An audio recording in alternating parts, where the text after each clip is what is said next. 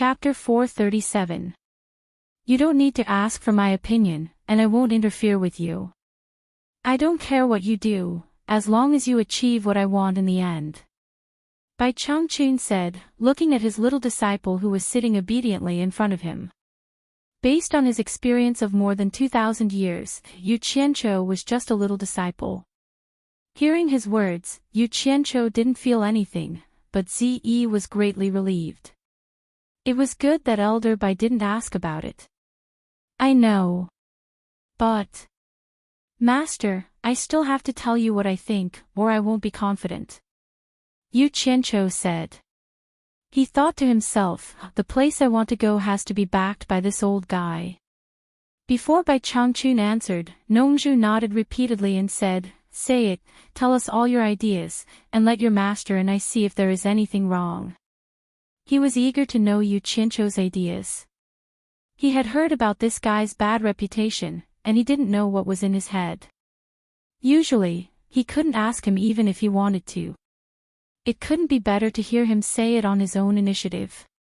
After all, his daughter was always by his side, and he couldn't be careless. In front of his master, Nongzhu didn't have the right to make decisions, and Bai Changchun didn't object.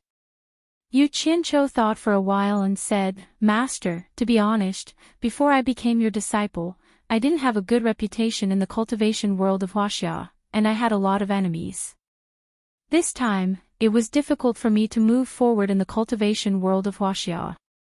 I wanted to do my bit for the cultivation world of Huaxia, but I was always plotted against by various sects, and I couldn't do what you asked me to do. I'm really ashamed. Before he finished speaking, he saw Nongzhu laughing happily. She looked at Yu Qianzhou with her eyes as if saying, So, you also know that you have a bad reputation. Bai Changchun slightly raised his eyebrows, and a cold light flashed in his eyes. He said in a low voice, They plotted against you, and you didn't have any tricks.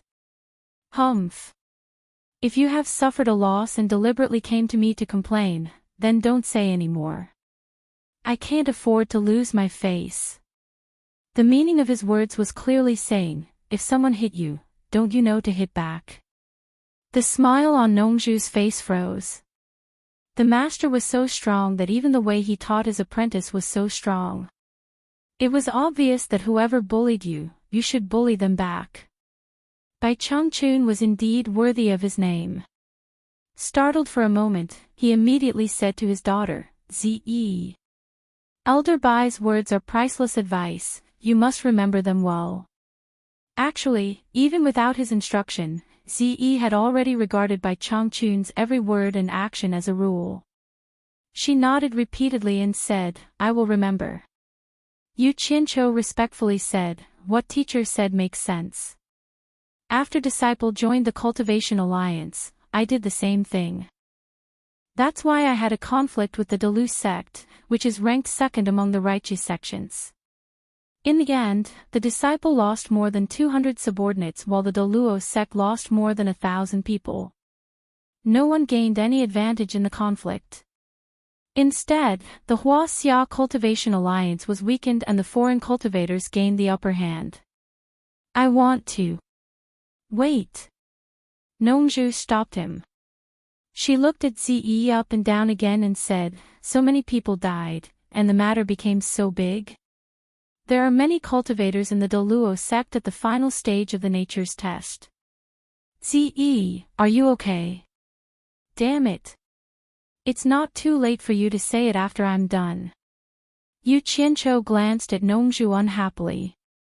It was not a good feeling to be interrupted in the middle of a conversation. I'm fine. Zi replied, Master, you don't know. The Daluo sect is so hateful. As soon as Yu Qianzhou and I arrived in the Huaxia cultivation world, the head of the Daluo sect came looking for trouble and fought with Yu Qianzhou. Humph. But he didn't know who taught Yu Qianzhou. In the end, he lost an arm and came back with hatred. He deserved it. Ha! This guy killed his son. Of course, he wants revenge. Nongzhu paused and said suspiciously, the head of the Luo sect is called Luo Qingtian. He seems to be at the middle stage of the nature's test. Ze, are you sure this guy defeated Luo Qingtian? As far as she knew, although Yu Qianzhou's cultivation improved very quickly, he was still at the nascent soul stage. Bai Changchun didn't care. Healy was also at the middle stage of the nature's test, but he was still killed by Yu Qianzhou. But he didn't know that Healy had a high status in the demon ghost region. Usually, no one dared to provoke him. He didn't have much combat experience and was not at the same level as Luo Qingtian. Nongzhu often wandered around in the outside world. Naturally, she knew this better than Bai Changchun. Master, yes, it's that guy called Luo Qingtian. After he was defeated, he said that the grudge between the Luo sect and Yu Qianzhou was written off. But after that, he still allowed his disciples to provoke us. Not long ago, in Wanghai town, for the Luo sect cultivators at the late stage of the nature's test led more than 1,000 disciples to fight with us. Ha! In the end, more than 1,000 disciples were almost killed by Yu Qianzhou's subordinates, Ze said with a smile. This was the nature of women. After finding someone to talk to, it was hard to stop talking. Nongzhu looked at Bai Changchun, who was calm. She turned around and asked, Yu Qianzhou, where did you get so many subordinates? Did you bring people from the demon ghost region? Yu Qianzhou just wanted to make up an excuse, but Ze said first, we didn't bring them out of the demon ghost region. We spent money to hire thugs. We have been making money outside, and then we spent money to hire thugs to help us. Why did she mention the matter of making money? Yu Qianzhou sweated profusely. He was almost stunned. Before coming here, he deliberately mentioned Bai Changchun to scare this one-track mind. He was afraid that she would talk nonsense. Who knew that once she started talking, even if he put a knife on her neck, she couldn't stop talking. It seemed that he had underestimated this woman's mouth. Spent money to hire thugs. Such a hooligan way of doing things. Well, that sounds like your style. Nongzhu laughed. If Ce didn't need to do anything, she wouldn't be in danger. He agreed with this approach. But then he thought it was not right, so he asked suspiciously again, Ze, you just said that there were 4 cultivators at the last stage of the passing calamity. Did you spend money to hire them to be your thugs? Although the cultivators at the last stage of the passing calamity were nothing in his eyes, he knew that they were already the top masters in the so-called cultivation world. They couldn't be hired with money. No, the strongest of the thugs we hired was only at the early stage of the passing calamity. As for the 4 cultivators at the last stage of the passing calamity, Yu Qianzhou and I fought 2 each. Speaking of this, Ze looked at Nongzhu embarrassedly and said, I'm ashamed. I fought 2 at the same time, but I couldn't win. On the other hand, Yu Qianzhou beat the 2 cultivators at the last stage of the passing calamity so hard that they couldn't fight back. If it weren't for the masters coming to stop him, I'm afraid that Yu Qianzhou would have killed them. Hearing this, not to mention Nongzhu, even Bai Changchun looked at Yu Qianzhou in surprise. Nongzhu was stunned and said, Girl, are you talking in your sleep? She turned to look at Yu Qianzhou and said, Tell me, what happened? They went too far, and I couldn't help but get angry, so I went all out, Yu Qianzhou replied weakly, but I didn't expect that the cultivators at the last stage of the passing calamity would be so weak. I was lucky to win. Speaking of such a glorious deed, he was indeed proud of himself. But in front of these 2 masters, it was better to be humble. Bai Changchun frowned slightly and slowly closed his eyes. Nongzhu couldn't stop laughing and said, Lucky, you use lucky really well. When your master was only at the early stage of the transforming spirit realm, he dared to challenge the masters at the last stage of the transforming spirit realm. Tut, tut. Like master, like disciple. I've seen it today. There's no justice in this world. Elder Bai's disciple is naturally not an ordinary person. Ze peeped at Bai Changchun and flattered him. Bai Changchun frowned slightly again. No one knew what he was feeling at this time. Nongzhu was stunned. She had raised this daughter for so many years, but she had never flattered her. She didn't expect that she would flatter someone else in front of her for the first time. This was unbearable. Nongzhu's jealousy was suddenly overturned. She stared at Yu Qianqiu and said with jealousy in her mouth, "Your master has a lot of contact with the old monster in the southern Ming Empire. Your master must have given you some spirit treasure. Show me what you used to defeat the two guys at the last stage of the Crossing Heavens test." This, that. Yu Qianqiu lamented in his heart. Ze was so talkative that she finally talked about something she shouldn't talk about. The black fire-flying sword was made of the ghost fire of the netherworld. It could fool ordinary people, but it was very difficult to fool the two guys in front of him. Especially by Changchun, he had seen the message left by the old guy in the 9th netherworld cave. What this and that? Are you afraid that I will rob your treasure? Show me. Nongzhu said very unhappily. She thought to herself, my daughter has flattered your master for the first time. I just want to see your treasure. Why are you complaining? When Yu Qianqiu was still hesitating, Nongzhu directly took action. Before Yu Qianqiu could react, he felt something around his waist. He looked down and found that the storage bag was gone. On the other hand, there was a storage bag in Nongzhu's hand. She was shaking it in confusion. It's over. It's exposed. Yu Qianqiu suddenly became silent. Brat, are you kidding me? Nongzhu held the storage bag and asked, is it fun to hang an empty bag on your waist?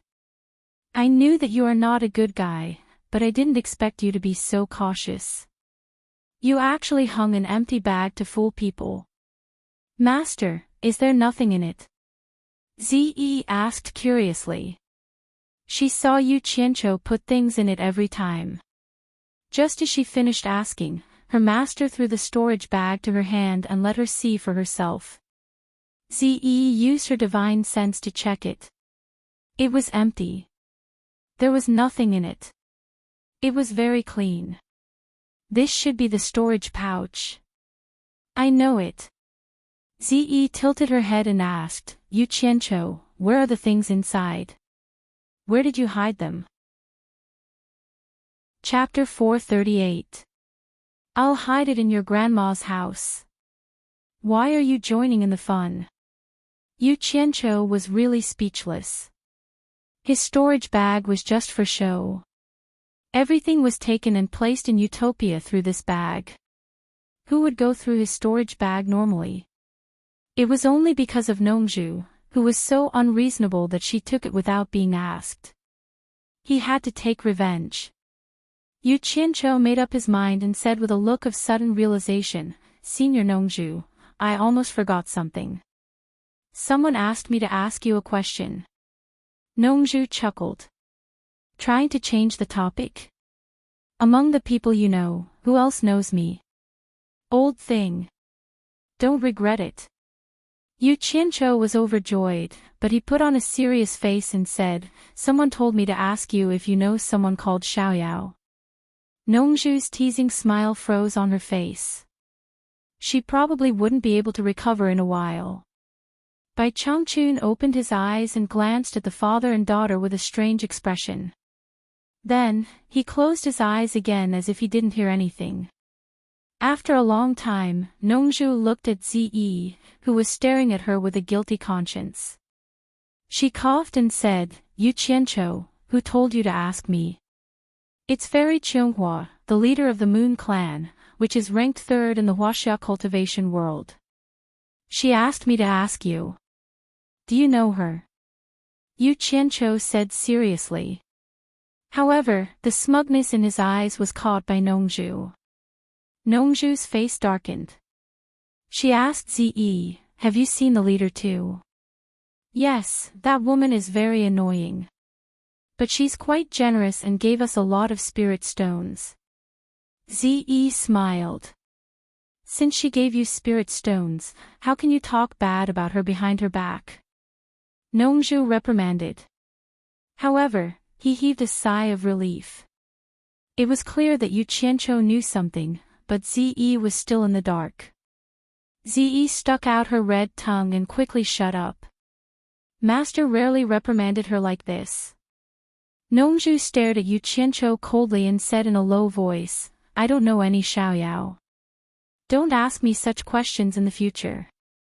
I hate it when people ask me boring questions. If there's a next time, I'll break your legs.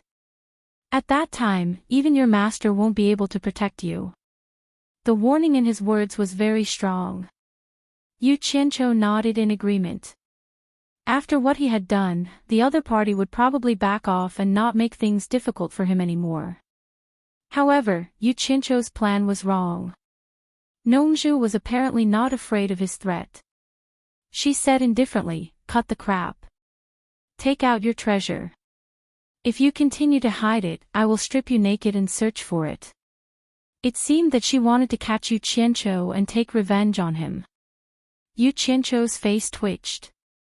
He thought to himself, fine, you are so cruel.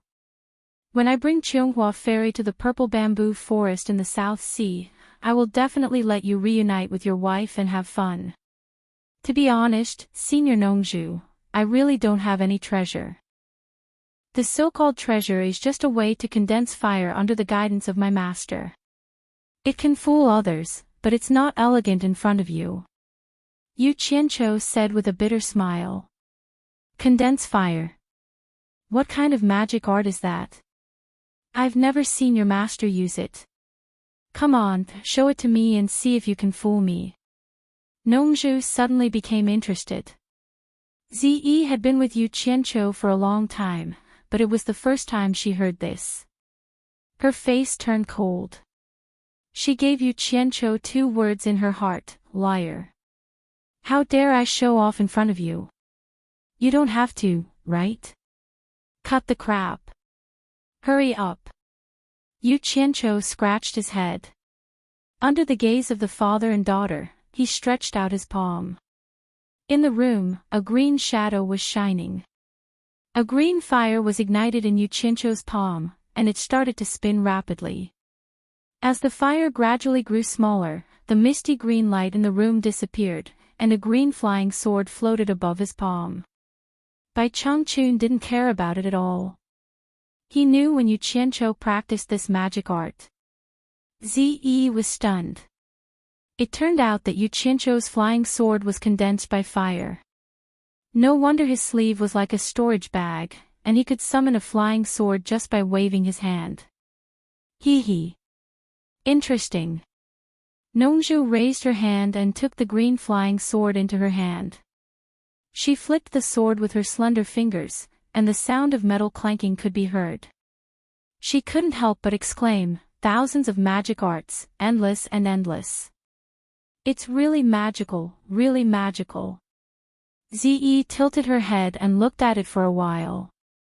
Suddenly, she frowned and said, Yu Qianqiu, you didn't use a green flying sword to defeat the 2 cultivators at the end of the nature test stage. What I saw was clearly a black flying sword. Could it be condensed from black flames? She didn't know what the green fire and black fire meant. She just thought that the green fire could condense into a green flying sword, and the black flying sword must be condensed by black fire. Black fire. Nongzhu was shocked and stared at Yu Qianqiu in disbelief. Even Bai Changchun opened his eyes instantly. His eyes were as sharp as a knife, piercing Yu Qianqiu's body. Damn it. Ze, you bitch, you win. Yu Qianqiu's eyes flickered, and he felt extremely guilty. He didn't know what would happen if he hid this from Bai Changchun, so he quickly thought about how to deal with it. You can hide the black fire in your body. Bai Changchun asked word by word. Nongzhu looked at him in surprise and asked, Old Bai, don't you know? According to his deduction, if Yu Qianzhou could subdue the black fire as his disciple, then Bai Changchun, as his master, could naturally do it too. If so, didn't Bai Changchun have the ability to cross the sea of netherworld fire and open the gate to the underworld with his flesh and blood? But it seemed that even he didn't know about his disciple. Zi looked at the two masters' faces. She didn't expect that her words could make them react so strongly. After thinking for a while, she was also surprised. She remembered that her master had told her about the three true fire.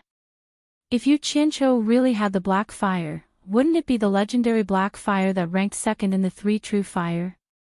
Thinking about it, she was also shocked. It was the legendary netherworld ghost fire that guarded the gate to the underworld. It was the barrier that separated the human world and the underworld. How could Yu Qianzhou have the black fire? Yes, master. Yu Qianzhou stammered, but he had a countermeasure in his heart. He was relieved. Nongzhu knocked on the cyan flying sword in her hand and said in surprise, "You mean you can carry the netherworld ghost fire like the cyan fire?" "I think so." Yu Qianzhou continued to be vague. "Yu Qianzhou, don't scare me." "What do you mean by I think so?" "Don't make fun of me and your master." "Yes means yes, no means no." Nongzhu asked with her eyes wide open. Bai Changchun also stared at his disciple with a burning gaze and said, "Release your black flame and let me see." "Since master has said so, this disciple will do as you say." Yu Qianzhou stood up and bowed to the two. Bai Changchun and Nongzhu stood up at the same time and slowly stepped back. They looked serious as if they were facing a formidable enemy. Seeing her daughter still sitting beside Yu Qianzhou, Nongzhu immediately shouted, "Zi, come to my back. You can't bear the power of the black fire." Zi frowned and thought, "Is it so terrible? I have seen it before, and the black fire flying sword is not so powerful." Although she thought about it, she still stood up and hurried to her master's back. Bai Changchun nodded and said, "Let's start." Yu Qianzhou bowed again and started to use the fire incantation quietly. The three suddenly found that Yu Qianzhou's eyes suddenly became as dark as ink, and a strange black fire appeared in each of his eyes. Then they heard a light buzz. In the blink of an eye, Yu Qianzhou had been wrapped by a black fire. Although it was strange, it didn't make people feel that it was very powerful. Bai Changchun and Nongzhu looked at each other with some doubts in their eyes. Zi looked at the two elders, and then walked to Yu Qianzhou. She looked at the black fire curiously and asked, "Yu Qianzhou, is this the legendary netherworld ghost fire?" "I don't think it's that good." Nongzhu turned her head and said, "Old Bai, didn't you say that you had stayed in front of the netherworld fire? Let's see if it's true or not." "It looks like it, but it doesn't have the power of the netherworld ghost fire." Bai Changchun frowned. "That's strange." Nongzhu shouted to Yu Qianzhou, "Boy, you didn't make a fake thing to scare people, did you? This is my trump card at the critical moment, and it's the first time I show it to people. How dare you doubt the power of my trump card?" Yu Qianzhou rolled his eyes and said to Bai Changchun respectfully, "Master, I have restrained the power of the black fire. If you want to see it, I can release it at any time." "Good. Release it and see," Bai Changchun said without hesitation. Nongzhu shouted again, "Zi, come back." Zi didn't care about the two old guys' shock and thought, "There's nothing to be afraid of." She couldn't disobey her master, so she walked back slowly. Yu Qianzhou glanced at her and thought, "You talk too much. I'll teach you a lesson today." A ghastly and cold aura burst out from Yu Qianzhou's body in an instant. All kinds of extreme negative aura, such as despair, desolation, loneliness, brutality, and death, had filled the whole room in an instant, making people feel like they were falling into the sea of bitterness and unable to escape. Bai Changchun and Nongzhu's pupils suddenly shrank. Bai Changchun even shouted, "Yes, it's the netherworld ghost fire." At this time, Yu Qianqiu, wrapped in the black fire and all kinds of extreme aura, came to the human world like a messenger of the underworld. He wanted to trample on happiness and spread the glory of the god of death. Under Yu Qianqiu's deliberate obstruction, Ziyi in the hall shuddered again and again. She was originally walking toward her master, but she suddenly stopped. She was on the verge of collapsing, and her mind became absent-minded. His body and mind were immersed in endless sorrow. He thought about his parents whom he had never seen before. Why did his parents abandon him when he was born? If even his parents abandoned him, then what was the point of him living? It was better to die. Yu Qianqiu was wondering if this was the legendary human fire that could be released by someone with high cultivation. After hearing Bai Changchun's words, he was shocked. Nongzhu was actually burning her cultivation. Oh my! She was going to punish him later. Nongzhu turned a deaf ear to him and was still burning her cultivation to give her beloved daughter careful care. Bai Changchun flicked Nongzhu's back with a white light. The human fire on Nongzhu's body at the cost of her cultivation was immediately extinguished. Bai Changchun waved his palm and slapped in the air. A strong momentum rushed out and directly shook Nongzhu to one side. Old Bai, what are you doing? Nongzhu immediately got up and shouted. Bai Changchun ignored him. He raised his hand and formed 5 claws. Ziyi, who was lying on the ground, slowly floated up and moved towards Bai Changchun. Her head touched the 5 claws, and 5 wisps of golden qi entered Ziyi's head from the claws. Immediately, Ziyi let out a moan and opened her eyes. Nongzhu's face lit up and she ran over happily. Bai Changchun waved his palm faintly, and the purple robe spun as he gently stood on the ground. He looked around in confusion and asked, "What happened to me just now? Is she all right?" Nongzhu asked worriedly. Bai Changchun snorted coldly and said, "It's just an external evil invading the body. Just dispel it. Is there a need to make such a fuss?" Ha! That's good, that's good. Nongzhu laughed and returned to normal in a blink of an eye, as if nothing had happened. However, the way he looked at Yu Qianqiu seemed to be harboring evil intentions.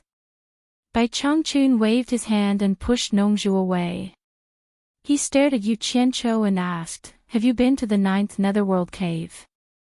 "I went there out of curiosity." Yu Qianqiu answered honestly. He almost made a big mistake just now. He did not expect the black fire to be so powerful.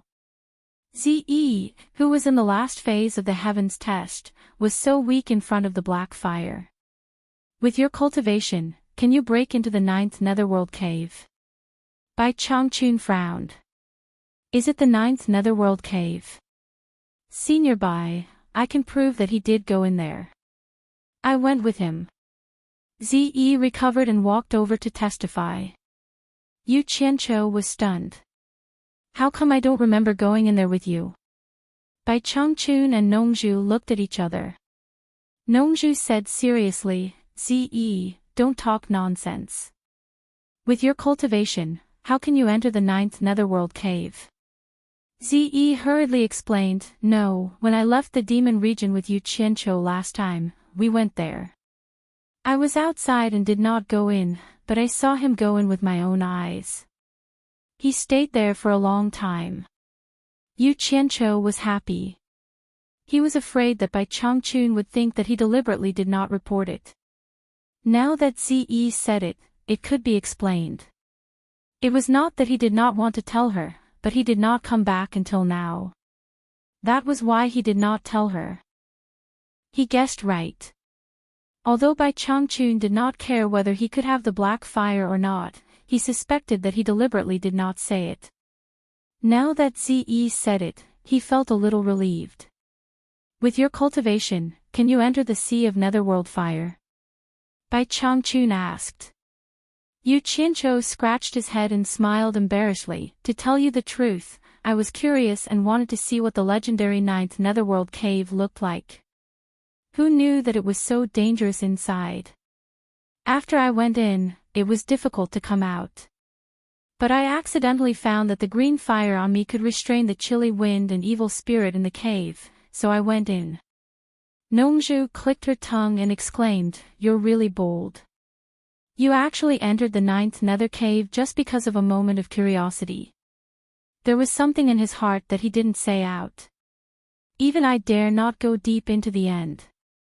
Even if you can go there, with your cultivation, it is impossible to go through the eye of the wind." "How did you go there?" Bai Changchun asked coldly.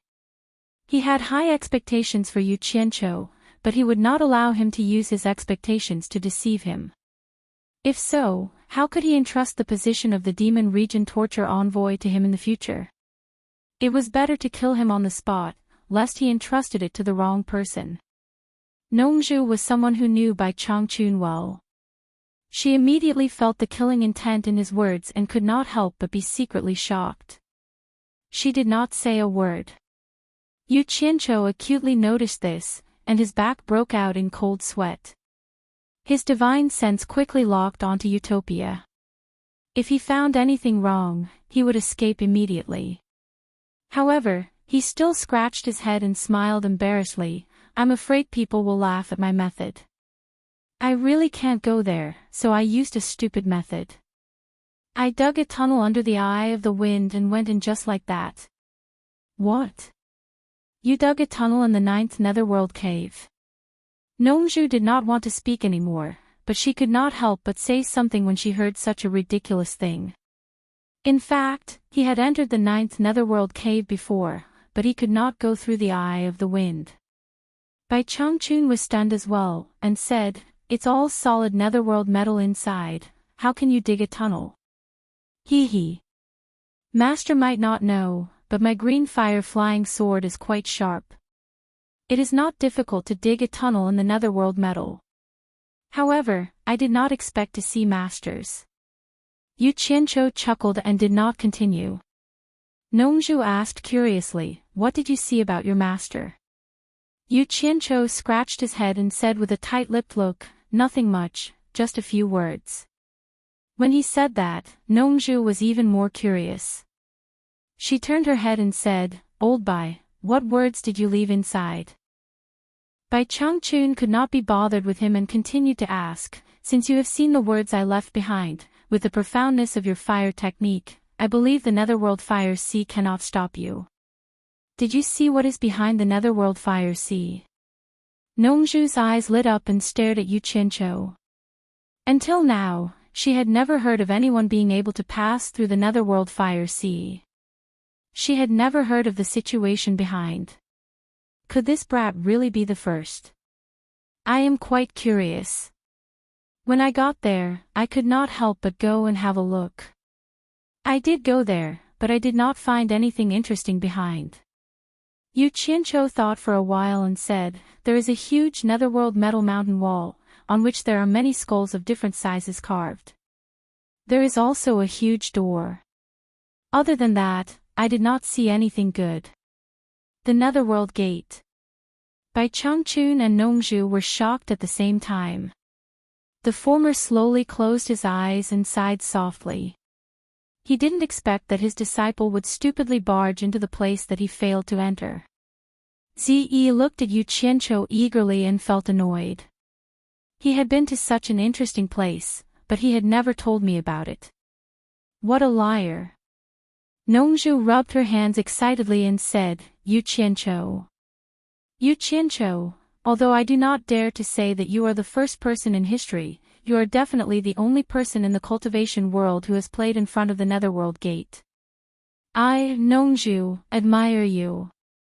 "Senior Nongzhu, what is so interesting about that place?" "It is full of ghosts." Yu Qianqiu looked disdainful and deliberately acted cool. You. Nongzhu opened her mouth and was speechless. She realized that she had no common language with this lunatic. She waved her hand and said, "Don't interrupt me. Tell me, what does the netherworld gate look like?" "Nothing much. The gate is very tall and big, and there are many expressions of happiness, anger, sadness, and happiness carved on it. Yu Qianqiu said as he slapped his forehead and said, "That's right, there are also 2 Ouroboros, which are quite mighty.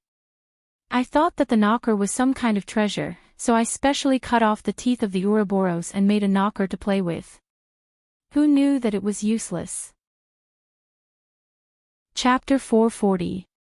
The corner of Bai Changchun's mouth twitched. Nongzhu's expression was even more interesting. It was no exaggeration to say that her expression was ever-changing. She gritted her teeth and asked, "Did you saw off the knocker of the gate to the underworld?"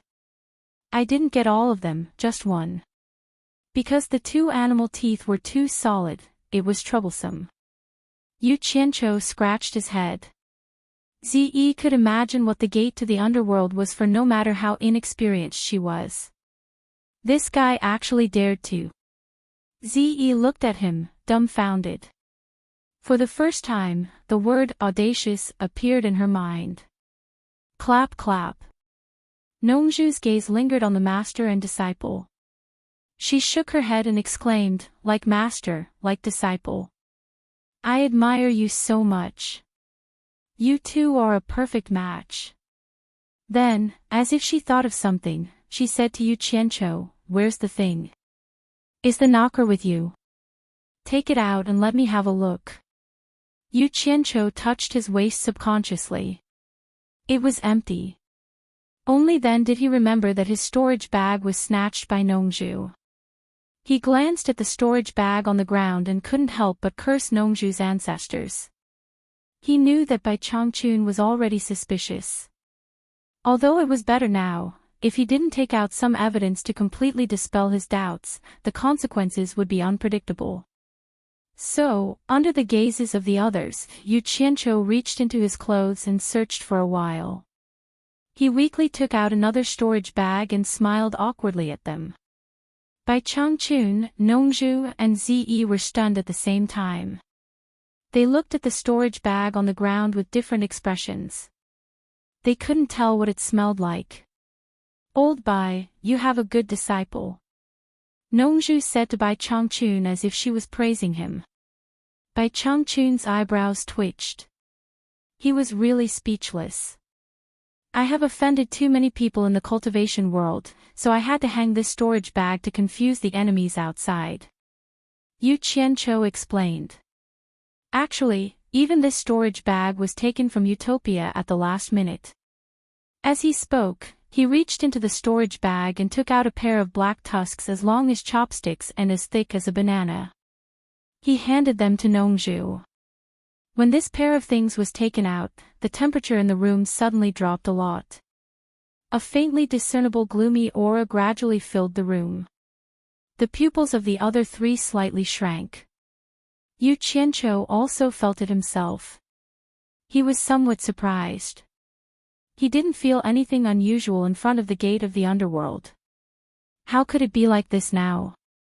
He himself had forgotten one thing. The eerie aura in front of the underworld gate was already very dense. The aura emitted by the 2 fangs was really insignificant. How could he have sensed it at that time? Now that they were in the mortal world, it would be strange if something from the netherworld appeared here. Nongzhu held the 2 black sticks in her hands and felt that they were cold to the bone. They were indeed extraordinary. She knocked them against each other and the sound of dang dang was dull but heart-wrenching. Every time it rang, people would feel frightened. "Is this the tooth of the heaven-devouring beast on the gate to the netherworld?" Nongzhu asked. Seeing that Yu Qianqiu nodded in agreement, he turned it over and over again for a long time, but he could not tell what it was made of. Shaking his head, he passed it to Bai Changchun and said, "Old Bai, take a look at what this is. I have never seen it before." Bai Changchun took it and looked at it for a long time, but he was also silent. Obviously, he couldn't tell it apart. "Where is the ring?" Nongzhu frowned and said, "I want to see the ring." "Why did you give me 2 animal teeth? F***ck. Wouldn't it be more believable if he had teeth and rings?" Yu Qianqiu reached into the storage bag again, but his vision blurred and the storage bag in his hand disappeared. Looking up, Nongzhu seemed to be crazily playing with the storage bag. Yu Qianqiu had a bad feeling about this. Sure enough, Nongzhu suddenly raised his head with his eyes wide open. Weighing the storage bag in his hand, he shouted without caring about his handsome image, "Yu Qianqiu, don't tell me that this is another thing you use to confuse the enemy." Paw! The storage bag was thrown aside. Bai Changchun and Ziyi were stunned at the same time. They rarely saw Nongzhu lose his composure like this. "Don't, I am more than 1,000 years old, I can't bear it." Yu Qianqiu didn't say anything. He reached into his robe and took out another storage pouch. He smiled awkwardly and said, "I have too many storage pouches for self-defense. I took the wrong one." He quickly took out a large black ring from the storage pouch. The temperature in the hall dropped again, and the gloomy atmosphere became stronger. It seemed that the inside and outside of the hall were two different worlds. Yu Qianqiu respectfully handed the ring to Bai Changchun. Bai Changchun took it and returned the two animal teeth to him. Holding the big ring, he squinted his eyes and looked at it carefully. When Yu Qianqiu was about to put the two animal teeth away, the storage bag in his hand disappeared again. He saw Nongzhu holding the storage bag and sneered, "Is it empty again?" Then he injected his divine sense into it to check. Yu Qianqiu was speechless. He stared at Nongzhu's handsome face, which was gradually changing shape. Paw! The storage bag was thrown away again. Nongzhu slowly walked towards him with a twitching face and said, "I'll strip you naked and see how many storage bags you have." Ziyi looked at her master in surprise. She didn't expect her master to be so shameless. Not only did he rob Nongzhu several times, but he also wanted to strip Nongzhu naked. "Master, help me." Yu Qianqiu felt wronged and moved to Bai Changchun's side. Bai Changchun stared at Nongzhu coldly and scolded, "Have you had enough? Don't you act like a master." Then he threw the big ring to Nongzhu. Nongzhu caught the big ring and was slightly stunned. Looking at Ziyi, he realized that it was inappropriate. Stripping a man naked in front of his daughter was not something a father should do. Shame! She was so angry that she became muddle-headed. How could she say such things in front of her daughter? In order to cover up her embarrassment, Nongzhu held the big ring and examined it seriously. After looking at it, she nodded and said, "This thing is obviously made of the same material as the two beast teeth. We can't tell, so it must be something rare. Maybe Nan Ming can recognize it. Why don't we show it to him?" After a pause, Nongzhu suddenly laughed out loud and said, "Old Bai, with this thing in hand, even if you can't harvest any of the flame-deficient profound fruits outside, and even if it's difficult to invite that old guy from Nanming, I guarantee that he will still come to you. That old guy can't resist the temptation of this rare material." Ha! Bai Changchun nodded slightly. He had already imagined what Nongzhu said. Nanming would come to him and beg him. He couldn't help but smile. But then he frowned and subconsciously looked at Yu Qianqiu. This thing was his disciple's. As a master, how could he use his disciples' things without permission? Not to mention, he had never given anything to Yu Qianqiu. Nongzhu knew Bai Changchun very well. Looking at his expression, she knew what he was worried about. This world's #1 master had his own pride. He would rather break than bend.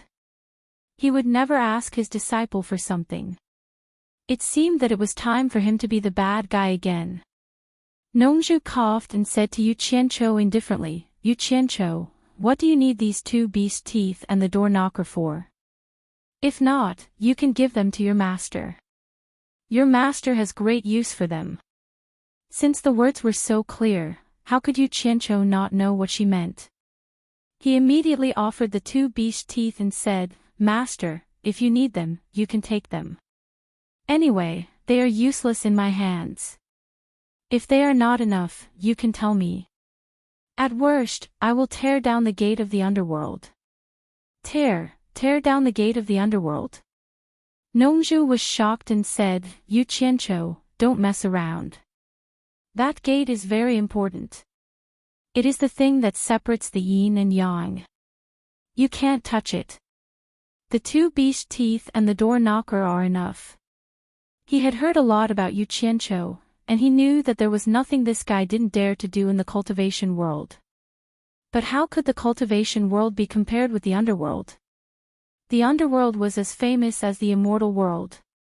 If he really tore down the gate of the underworld, oh my! God knows what would happen. Zi was shocked by Yu Qianqiu's words again. She stuck out her bright red tongue. She really admired Yu Qianqiu from the bottom of her heart. He wanted to tear down the gate of the underworld. Master! Is it really enough? If not, I can leave the ghost gate alone for the time being. But I can get you another door knocker. Yu Qianqiu patted his chest and promised. Do you really think it belongs to you? Nongzhu was speechless. Bai Changchun stared at Yu Qianqiu with his deep eyes, as if he could see through people's thoughts, which made Yu Qianqiu feel guilty. After a while, Bai Changchun silently put the two ferocious broken teeth and the big ring into the storage bag, and said to Yu Qianqiu, Follow me to the 9th Netherworld Cave. Why would I go to the 9th Netherworld Cave? I just said it casually. Does the old guy really want me to tear down the gate of the underworld? No way. Yu Qianqiu was shocked, but he forced himself to calm down and saluted. Before he could finish the word, yes, he felt his arm was tightened. His vision blurred, and the wind suddenly rushed in his ears. When he opened his eyes again, he was already above the sparkling 1,000-mile lake, flying at a speed that he had never experienced before. His arm was grabbed by Bai Changchun. Suddenly, someone shouted from behind, Old Bai, wait for me. Don't fly so fast. Yu Qianqiu looked back and saw that the Shuntian island had become a sesame dot. Nongzhu had already followed them from afar and was gradually approaching. Zi, who was on the Shuntian island, saw that the three people in front of her had suddenly disappeared. She was stunned for a moment, but then she thought of the conversation between them and immediately understood what was going on. She immediately shouted, Master, take me to see them. But when she teleported to the sky outside the house, she could no longer see the shadows of the three people. She circled around in the sky for a few times and then came back in a huff. When Nongzhu caught up with them, the three people had just passed through the beautiful 1,000-mile lake, turned into shadows and flew into the endless clouds and fog. Yu Qianqiu looked around him, and he was so shocked that he was speechless. The #1 expert in the world was indeed extraordinary. How long had it been? In less than an hour, they had already left the 1,000-mile lake. The cultivation world would not be in chaos if the demon ghost territory was not in chaos, and the world would not be in chaos if the cultivation world was not in chaos. This was the responsibility of the torture envoy of the demon ghost territory. However, no matter how high Bai Changchun's cultivation was, the human heart was fickle, and he couldn't see through it. If his disciple even lied his master, how could he entrust him with such an important task? The Changchun's heart. For example, Bai Changchun himself. Few people in the cultivation world who knew him would say that he was a good person. His high cultivation, unreasonable, and indiscriminate killing of innocent people were his trademark. Therefore, he would not use the standards of a good person to judge Yu Qianqiu. However, he valued the quality of his character. Therefore, no matter how perfect Yu Qianqiu's story was, Bai Changchun still had to go to the 9th nether cave to see for himself. If it was not true, Nongzhu would have to prepare to take over the demon realm. The lingering sound of the three people flying in the sky made the people in the demon realm tremble and hide quietly. Coming from the direction of the 1,000-mile lake, Who else could have such a cultivation except for the emotionless torturing envoy? The place where the three people flew over was so quiet that no sound could be heard. Yu Qianqiu already knew what Bai Changchun was going to do. Fortunately, he was very honest and told everything. There was nothing to be afraid of. After half a day, the three people arrived at the sky above the territory of Yu Ji. Outside the Ghost King Hall, the area within a radius of several dozen miles was covered by a huge formation. Dark clouds billowed, and looking down from above, it was even more eerie and frightening than the surrounding areas, making it impossible to see what was below. Bai Changchun didn't slow down at all when the three people arrived. He raised his hand and waved, pointing at the dense clouds and fog below. An incomparably powerful momentum instantly changed the color of the wind and clouds between heaven and earth. 100-meter-long cone-shaped light burst forth from the two fingers, illuminating the dark surroundings with a dense white light. It was as if dozens of thunderbolts had appeared at the same time. Boom! An earth-shattering sound rang out, followed by explosions of various sizes within a radius of several dozen kilometers. Yu Qianqiu was dumbstruck. He could be considered to have experienced what it meant to be the #1 expert in the world. The power of a single finger was enough to destroy the great formation that enveloped this place. The explosions and the surroundings were clearly the foundation of the formation that could not withstand such a great pressure and collapsed one after another. The rolling dark clouds were shaken by the power of one finger, swaying to the surrounding sky, revealing the terrain below. Before Yu Qianqiu could react, he had been brought down by Bai Changchun. The three of them just happened to be standing on the cliff opposite the 9 Netherworld cavern. Ghostly wails and wolf howls rang out incessantly. Yu Qianqiu looked around and saw ghostly figures everywhere. They looked panic-stricken. They were probably frightened by the commotion caused by Bai Changchun. Nongzhu glanced at Bai Changchun and shook her head with a wry smile. Bai Changchun did not show any mercy when he fought in his own territory. He just raised his hand and completely destroyed the defensive formation. It would take a lot of effort to set it up again. Humph! Bai Changchun snorted coldly. His voice was not loud but sonorous. It spread far and wide like a substance, immediately calming all kinds of restlessness, as if nothing had happened. Yu Qianqiu secretly clicked his tongue. What was majestic? This was majestic. At this moment, Yu Ji had already arrived with a group of ghost generals. With just a glance, she confirmed everyone's guess. All of them rushed into the valley with pale faces and knelt down to pay their respects, singing in unison, "Greetings, Lord Torture Envoy." After that, they knelt down with their heads down, feeling very nervous. They didn't know why this great master came today and whether it was a good or bad thing. Yu Qianqiu looked at the crowd kneeling down below and turned to look at Bai Changchun. He saw that Bai Changchun was staring at the cave of the 9th Nether expressionlessly, not even bothering to look at the Ghost King below. So he coughed and made the decision without authorization, shouting, "Yu Ji, it's none of your business here. Go away. Don't disturb me without my permission." Yes. Yu Ji didn't dare to hesitate and quickly called the Ghost King to leave. Before leaving, Yu Ji looked back and saw Yu Qianqiu smiling at her. She immediately felt relieved and knew that it was really none of her business. She didn't dare to stay any longer and quickly left. When no one was disturbing them, Bai Changchun said lightly, "Yu Qianqiu, lead the way." He wanted to see if this disciple could really come and go freely in the cave of the 9th Nether. Yes. Yu Qianqiu bowed respectfully. Then he quickly jumped down the cliff. In mid-air, a black flying sword flashed out of his sleeve and held him up. His whole body was instantly covered with dense black fire, and he quickly flew to the cave of the 9th Nether. A layer of transparent protective upstanding chi surged out of Bai Changchun and Nongzhu's bodies. They kept a distance of 1 or 2 meters from Yu Qianqiu, not giving up.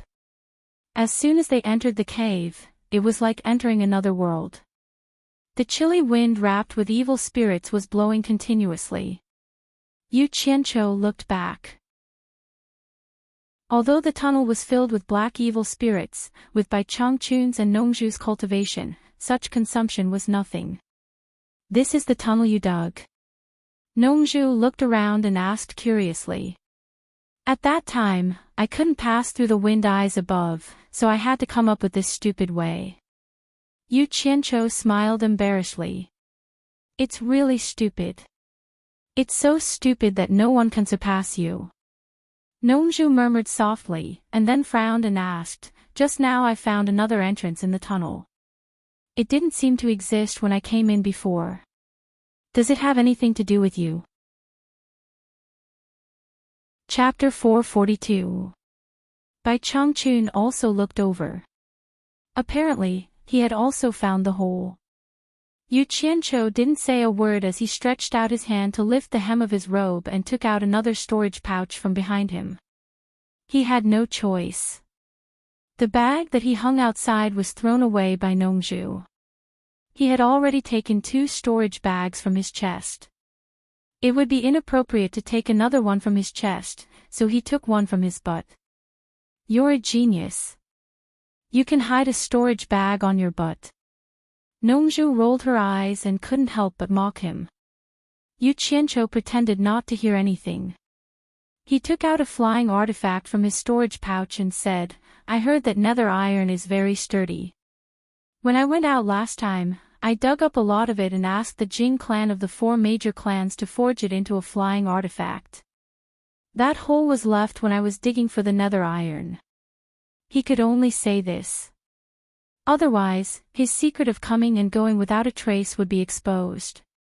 The 2 of them looked at the flying instrument and found that it was indeed made of nether iron. Nongzhu didn't know whether to laugh or cry, using nether iron to build a flying instrument. "You've done a lot of harm to the 9th netherworld cave." Bai Changchun's doubts were solved. He didn't stop and quickly flashed to the other end of the tunnel. Nongzhu shook her head speechlessly and chased after him. When Yu Qianqiu arrived at the end of the tunnel, he found that the 2 of them were standing in front of the glowing red hole, silently watching the majestic sea of fire of the netherworld. No one knew what they were thinking. It seemed that the 2 of them could resist the side effects of the sea of fire of the netherworld with their cultivation. After a long time, facing the sea of fire of the netherworld, Nongzhu asked without turning her head, "Yu Qianqiu, how far do we need to go through the sea of fire of the netherworld to reach the gate of the underworld?" Yu Qianqiu walked behind the 2 of them and said respectfully, "Not far, about 1,000 meters. Although it's not far, it's an insurmountable moat for mortals." Bai Changchun sighed. He had tried to cross the moat before but failed. He couldn't help feeling a little emotional. "If Master wants to go there, I may be able to help you," Yu Qianqiu said. Bai Changchun did not say anything. Nongzhu turned her head and glanced at him. She knew that he was proud and arrogant. His cultivation was the best in the world. Even if he wanted to go there, he would not let his apprentice help him. If he wanted to go there, he would force his way through with his own strength. In fact, Nongzhu wanted to go there and have a look, but she was a little afraid of the legendary forbidden area. What's more, he was used to being free and unfettered. He was too lazy to touch anything that was too risky. After thinking about it, he restrained his curiosity. It wouldn't be fun if he didn't return. He sighed and asked, "Yu Qianqiu, is there nothing else in front of the netherworld gate?" Yu Qianqiu thought for a moment and said, "Basically, it's nothing much. There's a large stone tablet with some words written on it that forbid trespassing.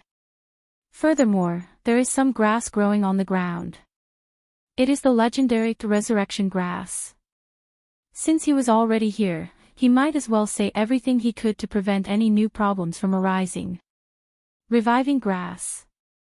Bai Changchun and Nongzhu exclaimed at the same time.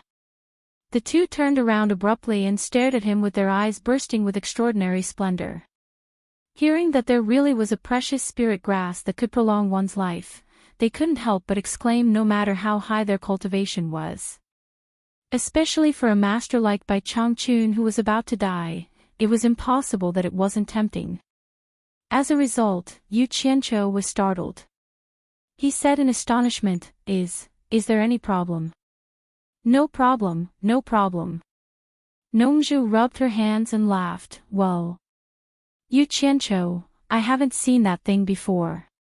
Please go and get some for me and let me see what it looks like. Yu Qianqiu lowered his head and pondered for a long time. He didn't answer for a long time, but he was thinking that things had to be a little complicated. If things went too smoothly, it would be suspicious. As a result, Nongzhu was a little anxious. Bai Changchun asked, Is there any inconvenience? Well. Yu Qianqiu shook his head slightly and then nodded, Master, I'm afraid it's a little troublesome. You can come and go freely here. What kind of trouble can there be? Nongzhu took a few steps closer and said suspiciously, Is there any guardian spirit beast around the resurrection grass? Or is it dangerous to pick it? Senior Nongzhu, you misunderstood me. I didn't mean that. Yu Qianqiu frowned and said, I've destroyed a lot of the resurrection grass in that place. Now there are not many left. If you pick it without any preparation, it will only be a waste. When he said, I've destroyed a lot of the resurrection grass, Bai Changchun and Nongzhu were a little frightened.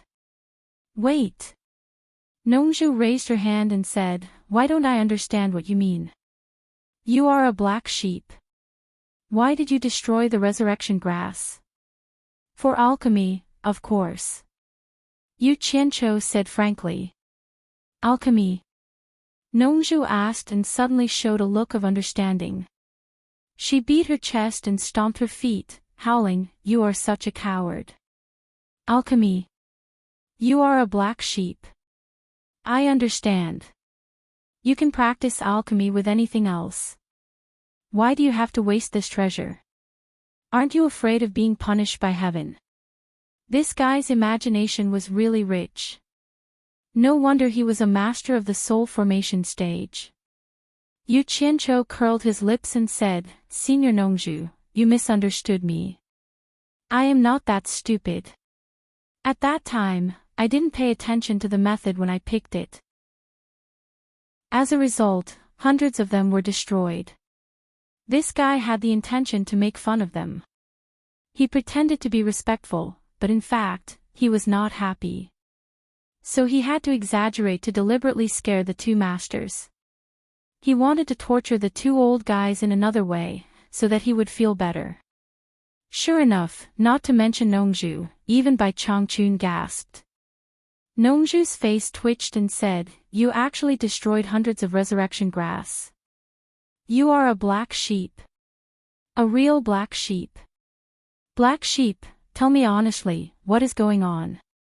This resurrection grass is not a spiritual herb that belongs to the human world. When picking it, you can't touch the vitality of the human world. I didn't pay attention at that time and picked hundreds of them at once.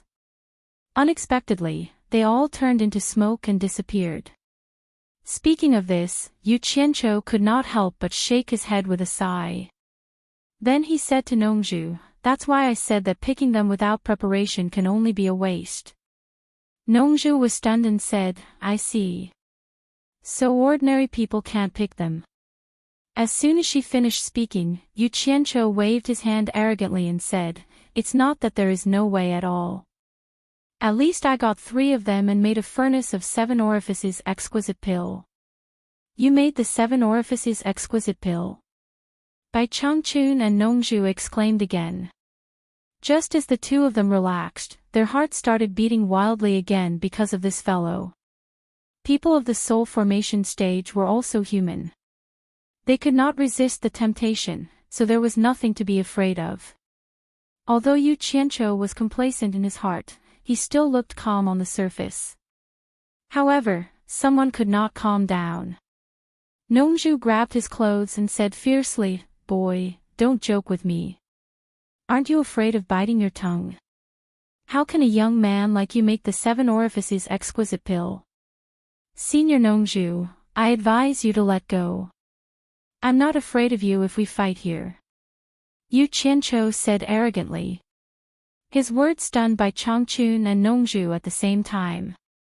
Nongzhu was not angry but laughed and said, "Wow. You are really powerful. I'd like to see it." With a buzzed sound, a black flame suddenly burst out from Yu Qianqiu's body without warning. Black fire. Nongzhu screamed and quickly let go. In the blink of an eye, she was a few meters away. Then she shouted, Yu Qianqiu, how dare you fight with me? If I don't teach you a lesson today." Before she finished her words, she could not say it. Not only did Yu Qianqiu retract the black fire, but he also took out a strange red pill from the storage bag in his hand. The soft red light rippled with a blood-like luster. The originally lifeless cave entrance suddenly gave people a feeling of burning passion, forming a strong contrast with the previous scene. Anyone could see the majestic energy contained in the pill. Although the color was strange, it was not comparable to ordinary pills. Nongzhu's anger instantly subsided as if nothing had happened just now. He stared with his eyes wide open and said tongue-tied, Yu Qianqiu, could this be the 7 orifices exquisite pill that you mentioned? He could not help but be surprised. If it was really the 7 orifices exquisite pill, it would be amazing. If it was taken by a mortal, it could increase his life by 50 years. If it was taken by a cultivator, it was even better. It was said that it could increase his life by 150 years. Yu Qianqiu rolled his eyes as if he knew who Bai Changchun was. Ignoring him, he piously held the blood-red pill in his hand and walked up to Bai Changchun. With a solemn expression, he said, Master, when I was wandering outside, I once snatched a jade archive from a wandering cultivator. Who would have thought that it was a pill recipe jade archive left by the alchemy sect thousands of years ago? From there, I learned many alchemy techniques. Bai Changchun was moved. Nongzhu was even more surprised, the Dan sect's jade archive of the Dan sect. Let me see it. Back then, the alchemy sect had relied on their alchemy skills to stand tall in the cultivation world. However, it was precisely because there were too many people who coveted their pill recipes that the alchemy sect was exterminated. Unfortunately, although the Dan sect was destroyed, its top secret formula was not obtained by outsiders. After the incident, the whole cultivation world could not help but sigh. If they knew this would happen, they would not have made the elixirs that could be bought in the past extinct. Although Bai Changchun and Nongzhu had lived for many years, they had only heard about the past of the Dan sect. Yu Qianqiu ignored him and continued, later on, this disciple was lucky enough to be accepted by Master as a disciple. In the Fey Ghost domain, all the monster kings and ghost kings presented gifts to this disciple. There was even a monster king who didn't recognize the treasure and presented the rare spirit herb Adumbra flower. Hearing this, Bai Changchun and Nongzhu looked at each other. Nongzhu's expression seemed to be asking, you didn't know there was such a treasure in your territory. I learned that you were near the end of your life. I knew the formula of the 7 orifices elixir and obtained one of its main ingredients, the Adumbra flower. In addition, I heard that there was the resurrection grass in the 9th netherworld cave. Therefore, I wanted to refine the life-prolonging elixir. I ordered the monster kings and the ghost king in the demon region to collect all kinds of spiritual herbs. As a result, most of the spiritual herbs were collected, but the resurrection grass was missing. In the end, I was curious and broke into the 9th netherworld cave to find the resurrection grass. Chapter 443. Yu Qianqiu recounted the story of how he refined the 7 orifices exquisite pellet. In short, it was a series of coincidences that led to the successful refinement of the 7 orifices exquisite pellet. Nongzhu clicked her tongue and said, You rascal, why do all the good things happen to you? I've lived for so many years, yet I'm not as lucky as you. Fate brings about the birth of a spiritual pill. Bai Changchun exclaimed.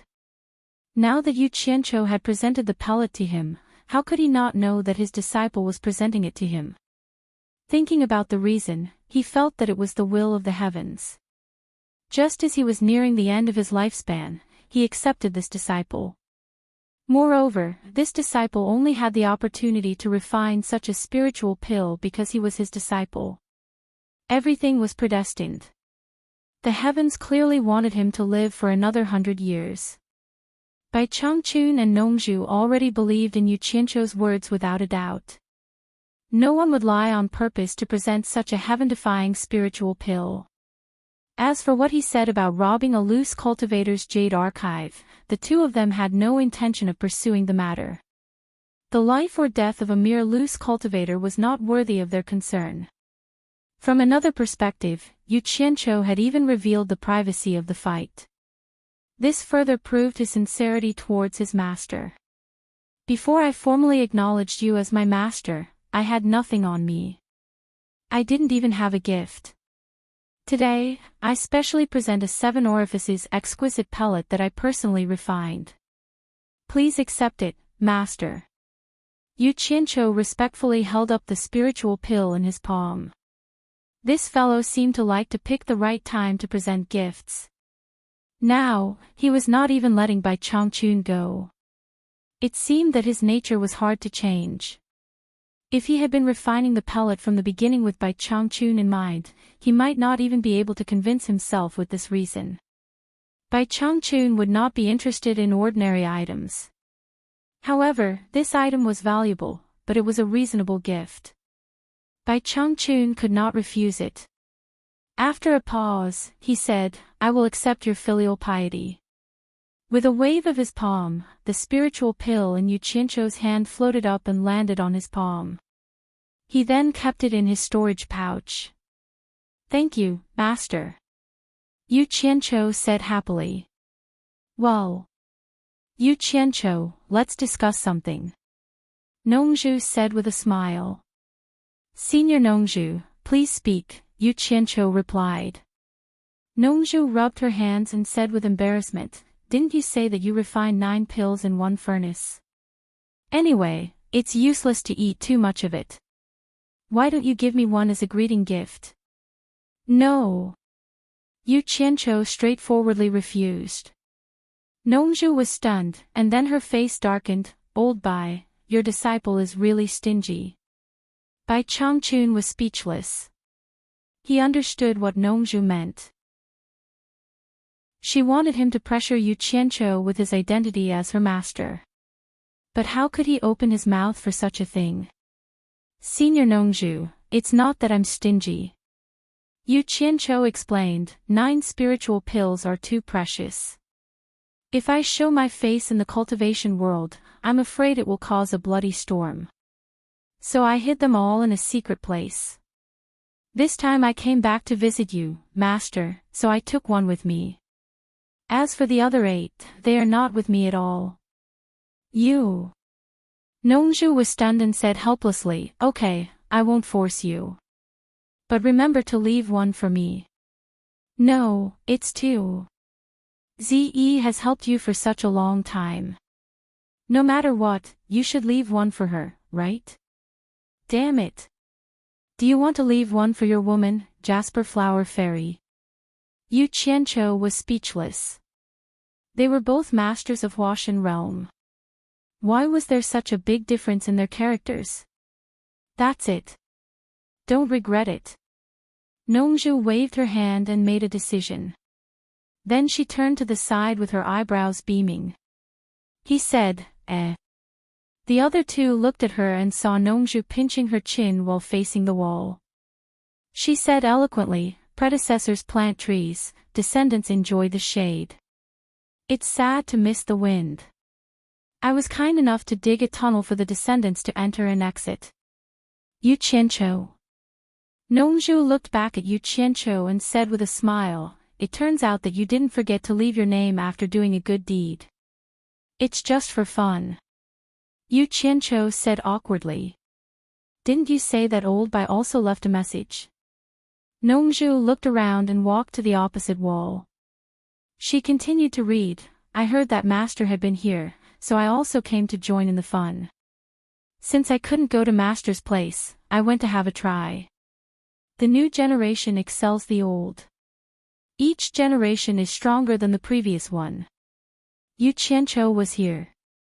You again. Is it so fun to leave a message here?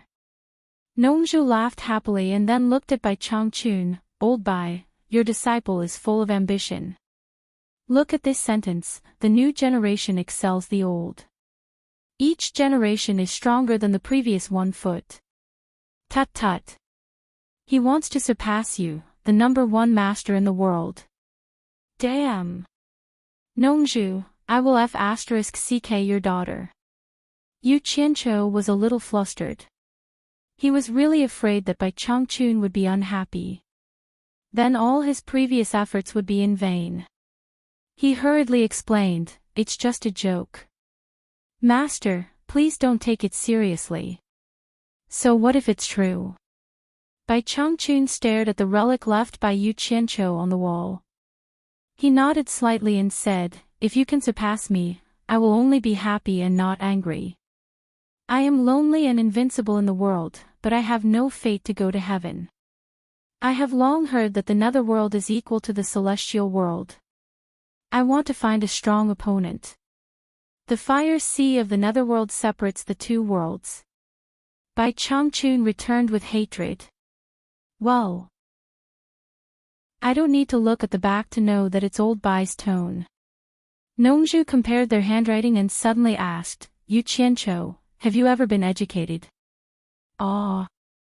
Yu Qianqiu was stunned and replied, I have. What's wrong?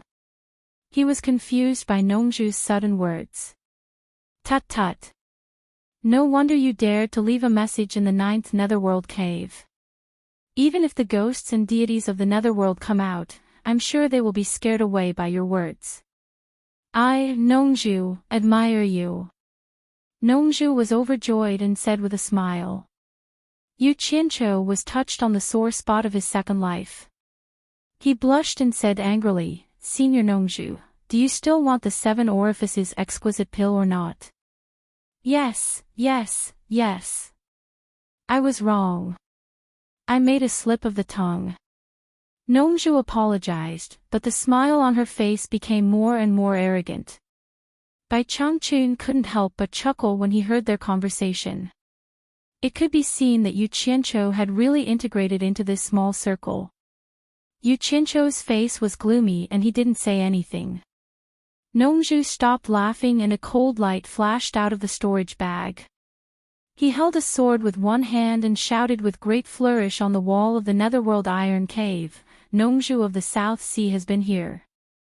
The sword, which was infused with strong cultivation, danced in the air and 8 elegant and refined characters appeared on the wall of the netherworld iron cave.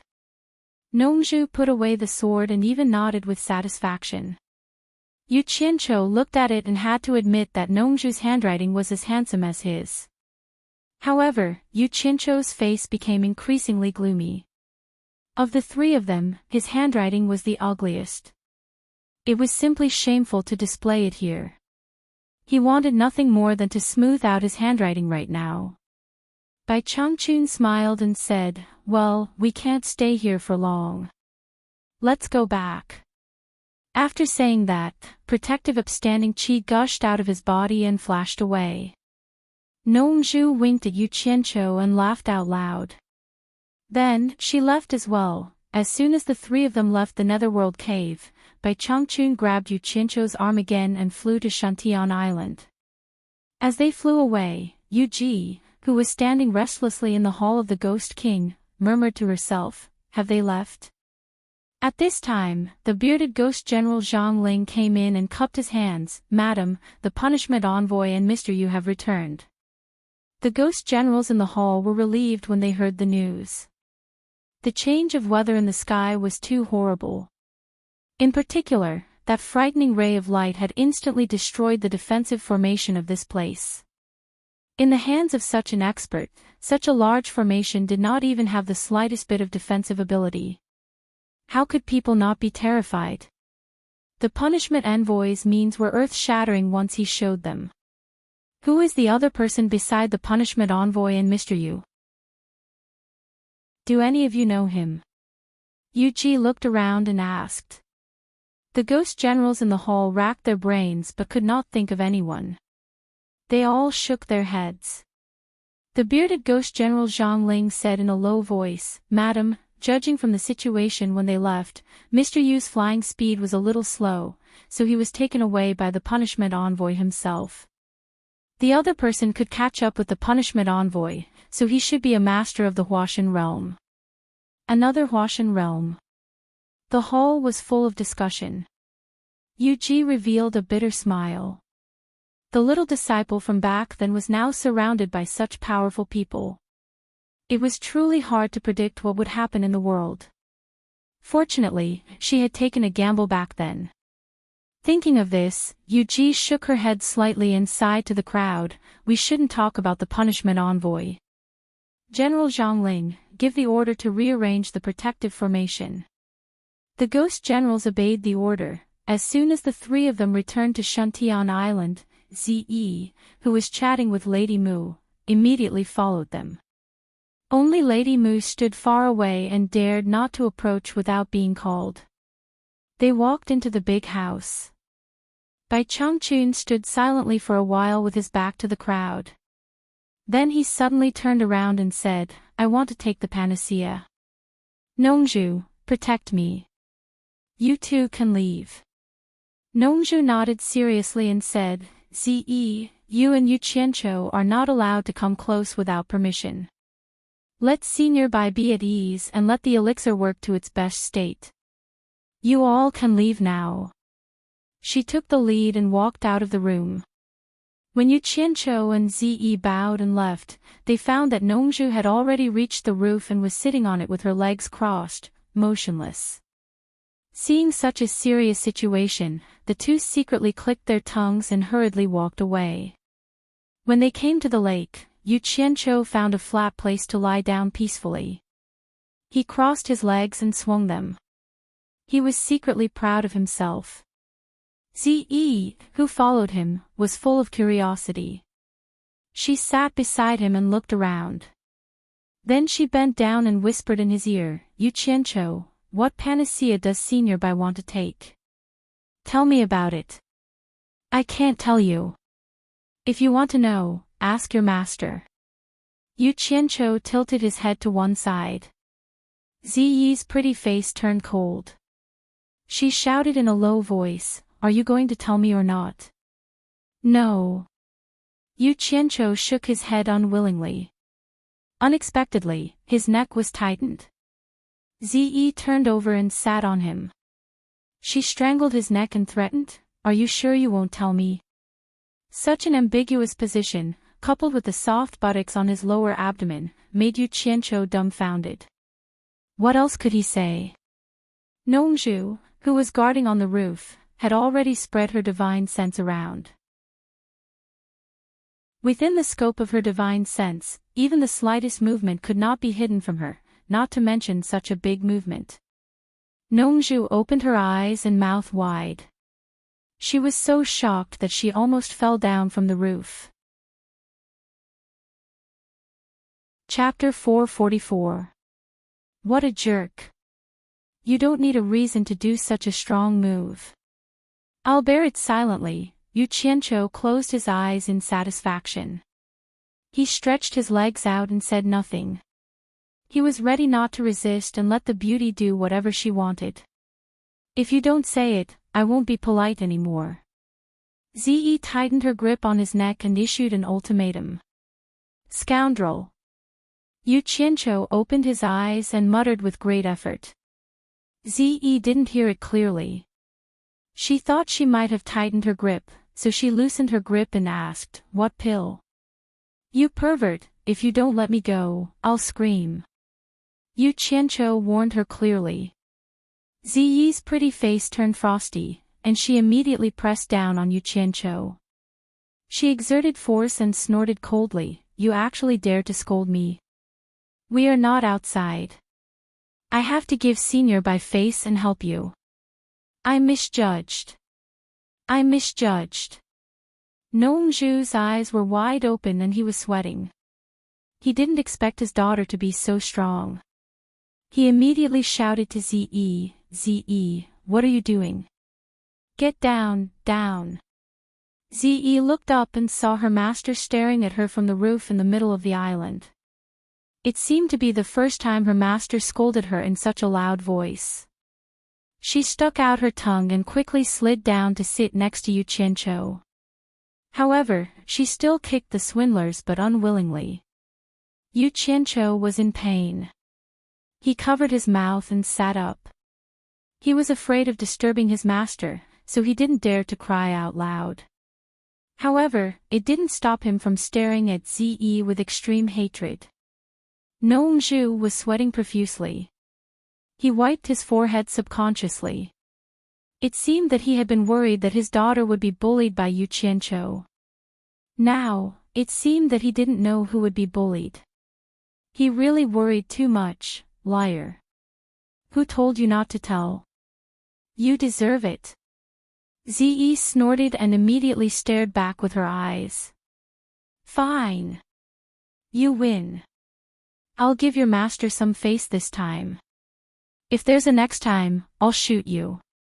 Yu Qianqiu warned in a serious tone. Shoot me dead. Ze pondered for a moment and immediately thought of the spear that Yu Qianqiu had lent to Dongfang Changgao to challenge.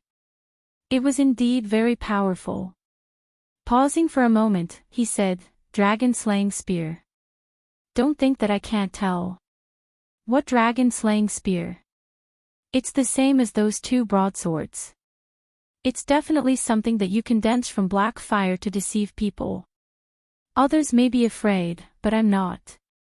Regardless of whether she was afraid or not, from her words, it could be seen that this woman had been cooped up in the southern sea purple bamboo forest for too long. She lacked knowledge, but she was not stupid. After knowing what happened to Yu Qianqiu's black flying sword, he immediately thought of where the saber and spear came from.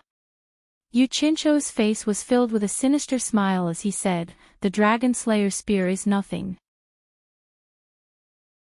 My hidden treasured spear specializes in killing women. I'm warning you, don't provoke me in the future.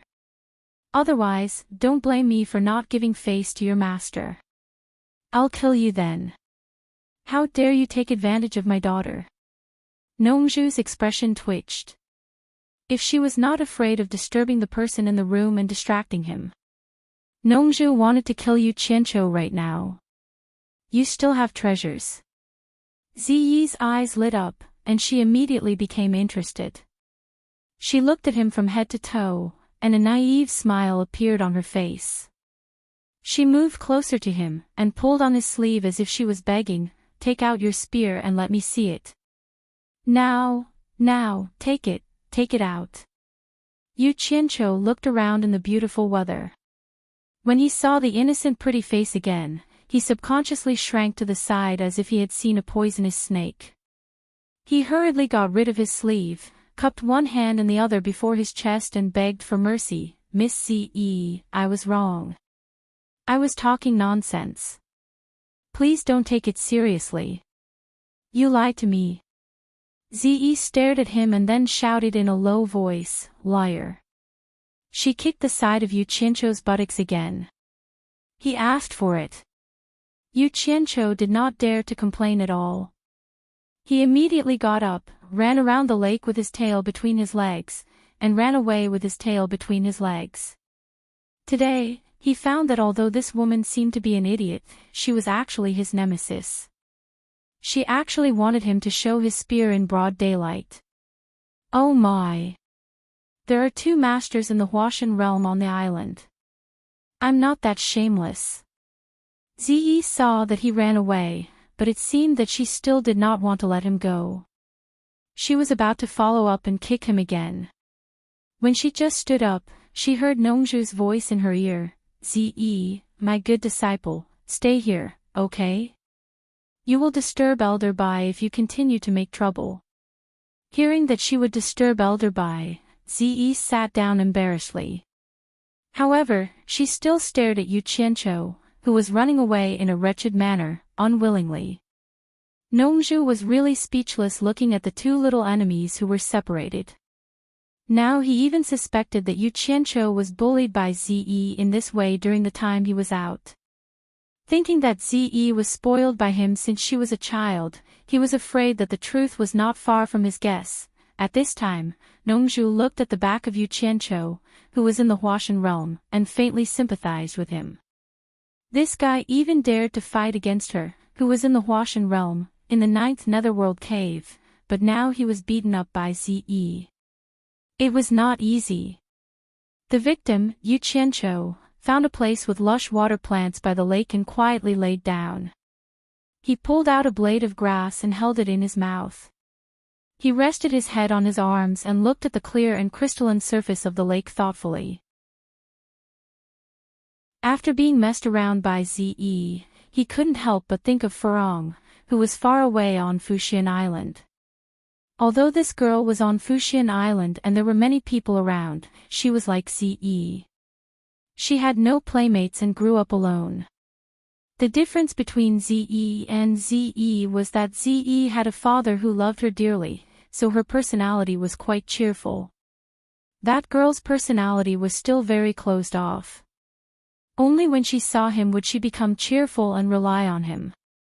I can't leave that girl alone on Fuxian Island any longer. She'll be bored to death if she stays here for too long. It's time to bring her out to broaden her horizons. Just as Yu Qianqiu silently made this decision in his heart, he suddenly heard rustling sounds and could faintly smell the familiar faint fragrance of a virgin. He turned his head and saw Ze sitting over as if nothing had happened. "What are you looking at?" "There's a lot of grass here, it's comfortable to sit." Ze said, a reason that even she couldn't convince herself. In order to cover up the awkwardness, she brutally pulled out the grass in Yu Qianqiu's mouth and then laid down beside him. Unknowingly, the blade of grass was in her mouth again. She didn't know what was going on. When she sat there alone just now, she felt inexplicably uncomfortable. As soon as she got close to Yu Qianqiu and smelled his scent, she felt at ease. Nongju stared blankly at the two people lying side by the lake. The expression on his face was unpredictable, sometimes happy and sometimes worried. His daughter's actions caused him to come to a sudden realization. After coming to a realization, he felt a faint sadness. At this moment, there was only one thought in his mind. His daughter had long grown up. The person who should protect her should no longer be him, but her man. The majestic aura in the house suddenly surged rapidly, and it was quite restless. Nongju, who was indulging in flights of fancy, suddenly woke up. He could clearly feel that the unparalleled aura in the house seemed to be about to blow up the whole house. Even with Bai Changchun's cultivation, it was difficult for him to suppress the aura. Could there be an accident? Could it be that there was something wrong with the elixir? Nongju was shocked. His eyes were like a sharp knife, fiercely shooting at Yu Qianqiu, who was lying by the lake. If there was really something wrong with the elixir, Nongju was bound to kill Yu Qianqiu in the next moment. Suddenly, the restless aura inside quickly calmed down, and then quickly converged into the body of the person in the house, turning into an excited, irrepressible roar that shook the sky. Ow!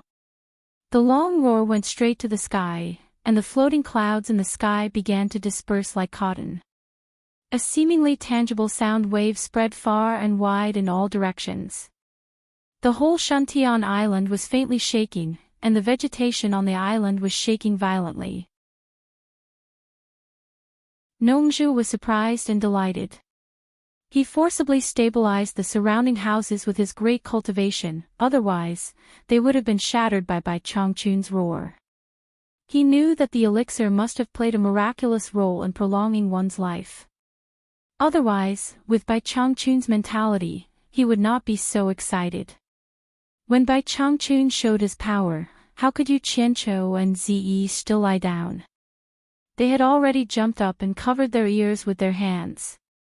However, the roar was extremely penetrating, and they could not block it even if they wanted to. The two of them were shaken to the point that their faces turned pale and they were on the verge of collapsing. The lake at the side had long become a pot of porridge, like a pot of boiling water. A large area of water was jumping non-stop, and dead fish were constantly floating on the surface of the lake. In the demon-ghost region, the demons and ghosts were terrified. Those who could hear the roar all looked in the direction of Shantian Island in horror. After a long time, the roar stopped, and the surroundings fell into a deathly silence. The Shantian Island was in a mess, as if it had been blown by a typhoon. Yu Qianzhou's cultivation was the weakest. At this time, he finally let out a painful groan and fell by the lake. He almost rolled his eyes. Zi also let go of her ears. Her face was pale, and she was gasping for breath.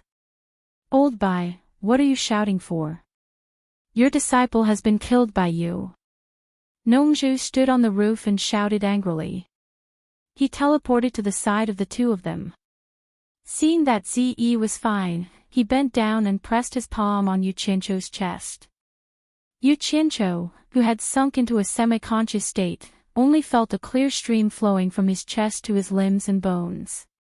His chaotic blood and qi were quickly smoothed out, and the buzzing sound in his ears that he couldn't get rid of gradually faded away. He finally breathed out and woke up. His face was still filled with lingering fear. He really wanted to teleport back to Utopia, but he knew that it was not the right time. He could only grit his teeth and endure it. Zi also regained her calmness. Her face was pale, and she sat cross-legged to recuperate. Nongzhu kept cursing, but when she turned around, she realized that the person she was cursing had already appeared behind her. Bai Changchun quietly arrived. Looking at his disciple lying on the ground, a faint smile hung on his usually calm face. His clear cheeks were still faintly red. Nongzhu approached and looked up and down. She asked excitedly, "It's done.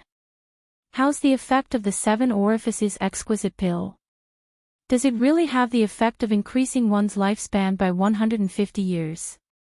For people who had reached their level of cultivation, they could be said to know every change in their bodies like the back of their hands. Naturally, they were clear about the changes in the body of the pill. Bai Changchun nodded slightly and said, "This pill indeed has the miraculous effect of seizing the fortune of heaven and earth, and the refining technique of the person who refined this pill can be said to be extraordinary, almost increasing the efficacy of this pill by 30%. If I'm not wrong, this old man can still live for nearly another 200 years. Chapter 445. Tut tut. Nongzhu was amazed and circled around him several times. With more than 2,000 years of experience, Bai Changchun could tell the quality of any elixir in his mouth. There was no doubt that he was right. He is half dead.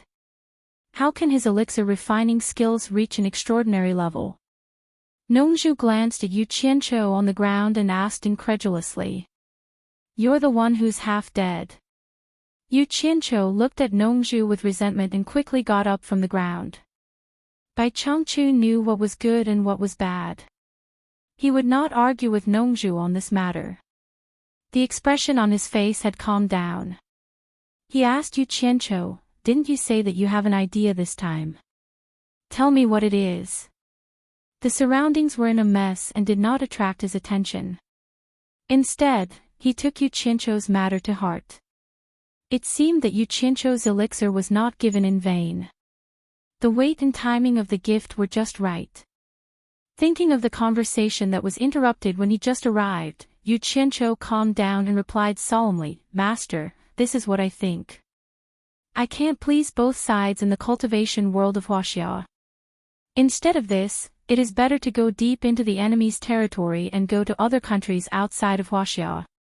Maybe I can play a bigger role there." Hearing this, Nongzhu was stunned. When she came to her senses, she immediately sneered and said, "I think you really don't know what's good for you. Your master made a big fuss and made Huaxia a forbidden area for masters of Huaxia. That's why you can be so arrogant. Hee hee. You have nothing better to do. You want to jump out of the circle and go to other people's old nest.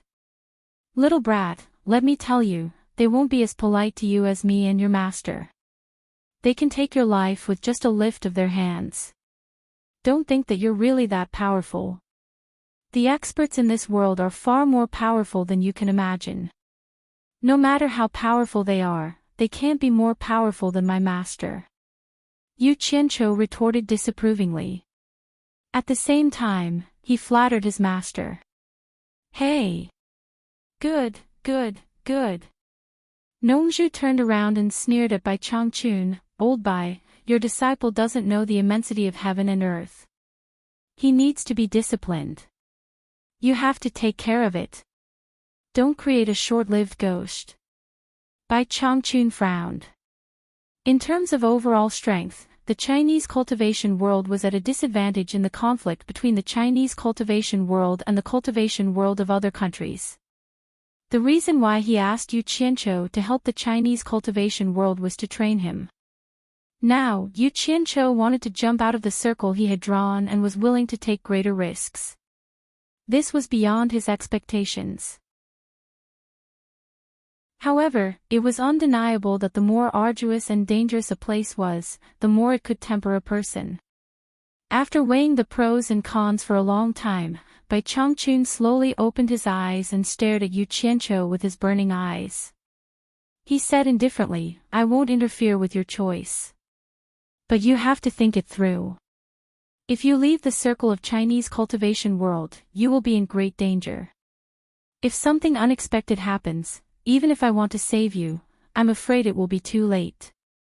Nongzhu was stunned and said in surprise, Old Bai, what do you mean? At this time, Ziyi had already recovered her qi circulation.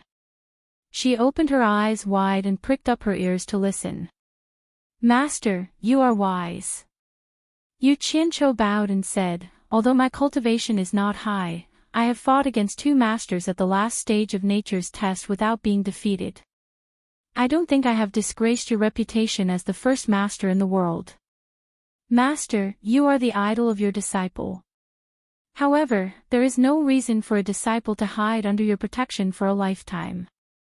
If one day, I want to be like you, Master, I will be at the top of the cultivation world and look down on all the others. There was no doubt that the arrogance in his words shocked Nongzhu, who lived a free and unfettered life. Bai Changchun's eyes were full of admiration. Yu Qianqiu's words touched his heart. With such a disciple, what more could he ask for? He immediately nodded and said with a smile, as I said, I won't interfere with your business. Just do what you want. This was equivalent to agreeing to Yu Qianqiu's request to leave Huaxia. Yu Qianqiu immediately bowed and said, Thank you, Master.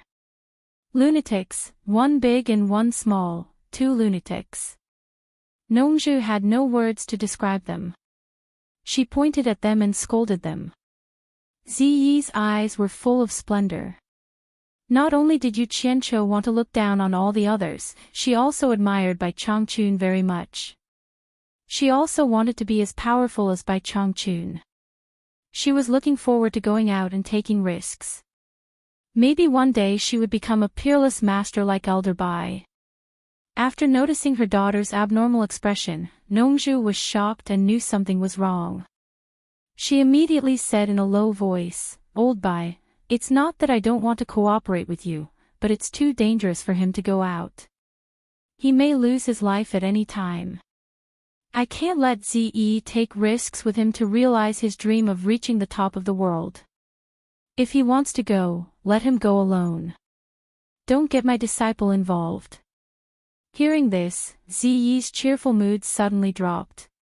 She pulled Nongzhu's sleeve and begged, Master, please do me a favor. Shut up. Nongzhu swung her sleeve and shouted angrily, This is no place for you to speak. Is it that I can't control you? You even dare to disobey me? Since she was a child, it was the first time for Ziyi to see her master being so fierce to her. She turned around and looked at Bai Changchun. begging for help, "Elder Bai, please help me persuade my master." "Shut up.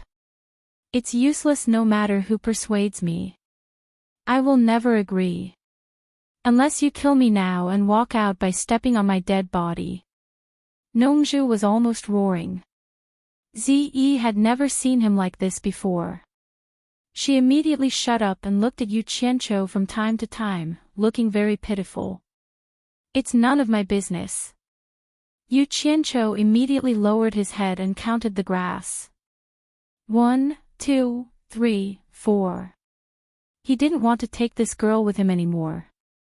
In order to keep his privacy, it was inconvenient to do many things with this girl by his side.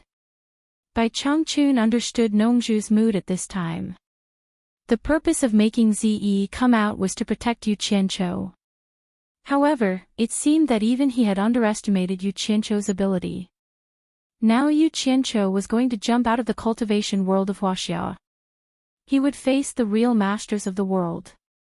If those in the soul-forming stage wanted to attack Yu Qianqiu, Ze would not be able to protect him. Therefore, it was no longer necessary to take Ze with him. If anything happened, the relationship between him and Nongzhu would come to an end. Bai Changchun turned to face Yu Qianqiu and stared at him for a long time.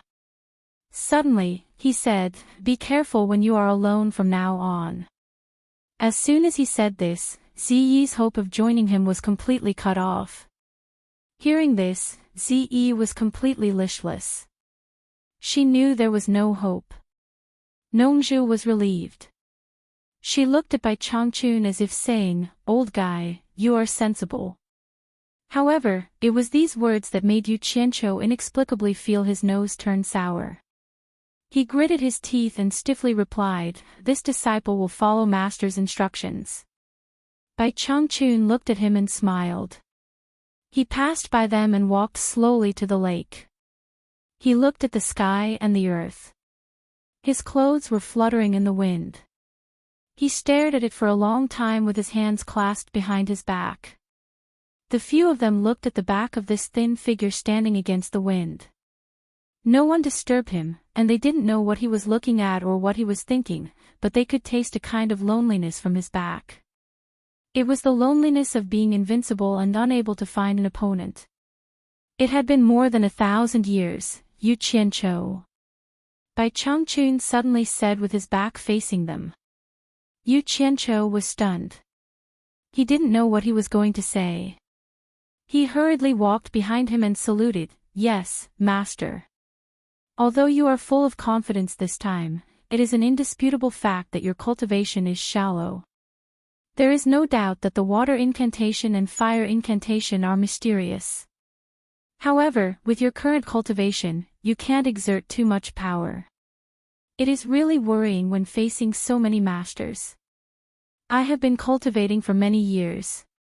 I want to sum up a little experience.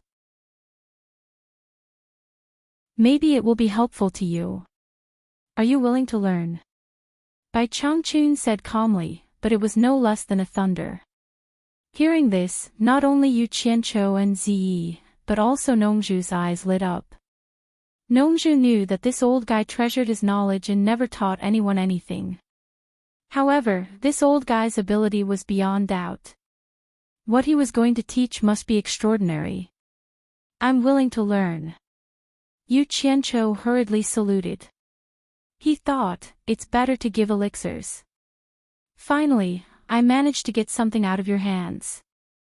Nongzhu, who pretended to be hostile just now, rubbed her hands and leaned over happily.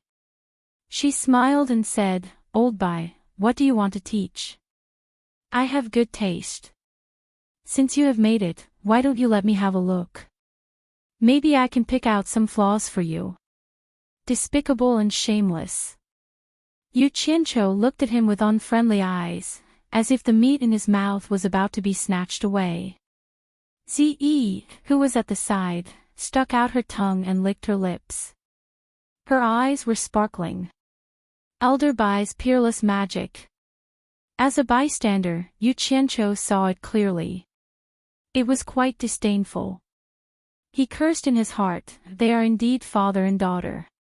Their behavior is exactly the same. Bai Changchun ignored Nongzhu. He turned to Yu Qianzhou and said, I need to meditate in seclusion for 3 days. You and Miss Mu tidy up the island and come find me in 3 days. Yes, master. Yu Qianzhou suppressed his excitement and bowed. When he stood up again, he found that Bai Changchun was gone. He looked at the big house in the center of the island and suddenly winked. What kind of peerless magic will he teach me? Anyway, I don't want to learn the sunflower manual. Alas! I'm looking forward to it. His extremely wretched expression, as if he was suffering from paranoia, made the father and daughter look down on him. Nongzhu slapped him on the back of the head and sneered, You haven't learned the skill yet, and you're already thinking about it. What a shame. Yu Qianzhou staggered and looked back at her with a sarcastic look. But after thinking about it, he felt relieved. Damn. This old handsome guy must be jealous of me. I won't stoop to your level. Then he shook his head and walked toward the plantation. As he walked, he said, Alas. Even Master had to meditate in seclusion for 3 days to summarize it. I really don't know if I can learn such a mysterious magic art. It's so painful. So heart-wrenching. It's so painful. God.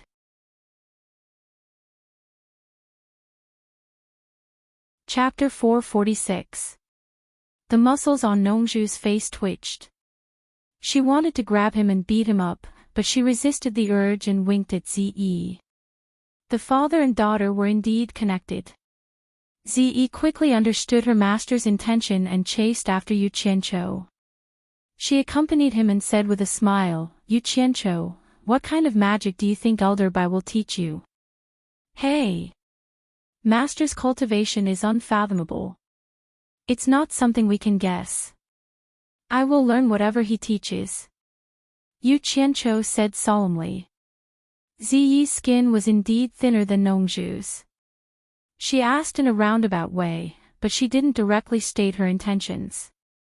Yu Qianzhou happily pretended to be confused and chatted with her. The two of them went directly to the plantation. The mess in the garden made the two of them dumbfounded. The originally bright red seedlings of the deficient flame profound fruit were now lying all over the place. Not a single one could be found. It was obvious that they had all been destroyed by Bai Changchun's roar. Miss Mu stood in the garden with a pale face. Her eyes were dull and she seemed to have lost her soul. Not to mention Yu Qianzhou, even Ziyi had heard from Nongzhu that the deficient flame profound fruit was prepared for the Nanming ancestors' mount. It was of great significance to Bai Changchun. She didn't know what would happen if Bai Changchun knew that all the deficient flame profound fruit had been destroyed. A mere Miss Mu couldn't bear Bai Changchun's anger. Yu Qianzhou walked into the messy garden and walked to Miss Mu's side. He sighed slightly, knowing that this woman was frightened. He patted her shoulder and shouted, Miss Mu. Miss Mu suddenly turned around and saw Yu Qianzhou. She wanted to cry but had no tears. She shouted, Mister. Don't worry, this has nothing to do with you. I will explain to Master and plead on your behalf. I think Master won't make things difficult for you. Yu Qianzhou comforted her. Hearing him plead on her behalf, Miss Mu immediately thanked him profusely. Although she was still frightened, at least she had a chance to live. Don't think too much. Master wants us to tidy up the island. Yu Qianzhou called out to her, and the two of them immediately got to work. Perhaps Miss Mu was thinking of atoning for her sins, so she put in extra effort. As for Ziyi, who was following him around, he needed her help. It would be a waste if he did not use her. Yu Qianzhou had tricked her into going with him. Now, he had another good helper. The three of them worked together.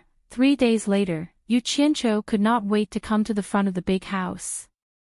He suppressed the excitement on his face and walked in with his hands clasped behind his back. Bai Changchun held a jade archive in his hand. Nongju and her father kept glancing back and forth at it, as if they were trying to decipher its mysteries. When he saw Yu Qianqiu come in, Bai Changchun loosened his grip. The jade archive slowly floated up and was delivered to the former. With a pious expression, Yu Qianqiu took the archive with both hands. He bowed and said, "Thank you, master." He glanced at Nongju and her father, then deftly stuffed it into his storage pouch. Outside, Miss Mu walked to the front door with a miserable expression. She lowered her head and knelt down in front of Bai Changchun. Everyone in the house turned to look at her. She was summoned by Yu Qianqiu. Naturally, Yu Qianqiu had to make an appearance. He was also a little nervous, but he still braced himself and reported, "Master, the garden that Miss Mu was taking care of was destroyed by your long whistle 3 days ago. She has come to ask for forgiveness from you." Bai Changchun frowned. He quickly released his divine sense and had a clear picture of the garden. Although he knew that he was the one who destroyed it, his expression still darkened. His gaze was so intense that Miss Mu couldn't help but tremble. Yu Qianqiu knew that things were not looking good. A monster king was not even as good as an ant in the old man's eyes. If he didn't say anything, Miss Mu would probably die. Hence, he promptly bowed and pleaded, "Master, I was the one who brought Miss Mu to Obedient Island. I didn't take care of the profound fruit garden and destroyed Master's profound fruit. I chose the wrong person, so I can't escape responsibility. Master, please punish me as well." Hearing this, Miss Mu bowed and kowtowed. Although the expression on her face couldn't be seen clearly, it could be seen that her delicate body was trembling slightly, as if she was sobbing softly. To be honest, not to mention Bai Changchun, even Nongju didn't think much of Miss Mu, a mere monster king. Usually, when they saw her, they only thought that she was doing odd jobs on Obedient Island. Now, seeing Yu Qianqiu pleading in a disguised way, Nongju couldn't help but be slightly stunned. Others might not know, but Nongju knew that Old Man Bai had clearly decided that Yu Qianqiu would be the successor of the demon ghost region's torturer. Yu Qianqiu was pleading on behalf of this monster king. Obviously, the relationship between the two was not shallow. Although this monster king was just doing odd jobs now, once Yu Qianqiu became the torturer in the future, this monster king's status in the demon ghost region would definitely rise. Maybe he would be above everyone else. With this thought, Nongju couldn't help but look at Miss Mu a few more times.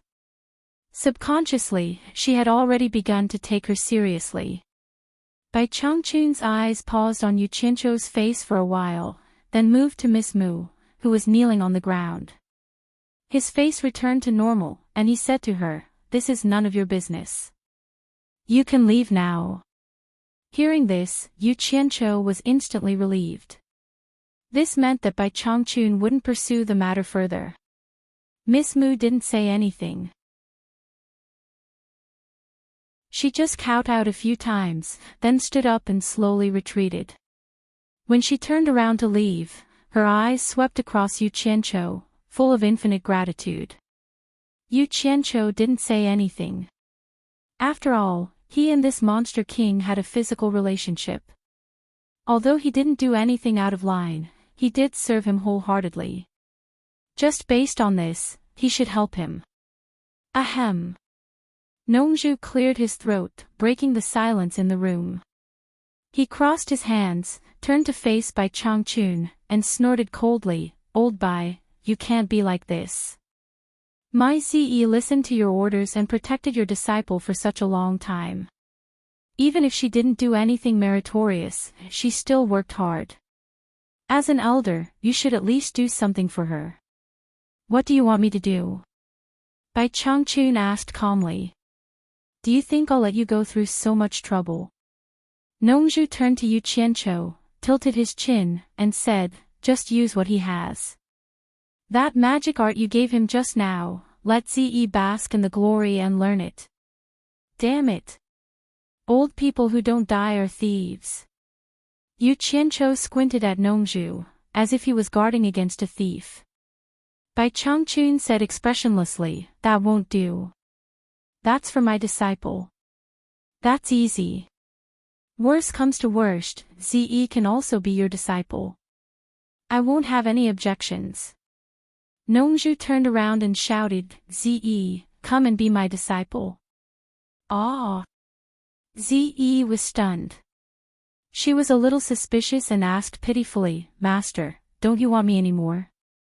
Nonsense. Nongzhu stared at her and reprimanded, isn't it good to have two masters? With two masters supporting you, who would dare to bully you in the future? Yu Qianqiu looked at this guy and was speechless. It was true that the more handsome a man was, the more shameless he was. The more handsome a man was, the more annoying he was. Ze hesitantly walked to Bai Changchun. Although she really wanted to be Bai Changchun's disciple, she always felt it was inappropriate. But before she opened her mouth, Bai Changchun shook his head and said, I don't accept female disciples. His words made Ze stiff. Old Bai. Nongzhu was about to act shamelessly, but Bai Changchun raised his hand and interrupted her, you don't have to be my disciple. It's not impossible to learn, but I have a condition. What condition? Nongzhu asked carefully, as if she was worried that there was a trap in front of her.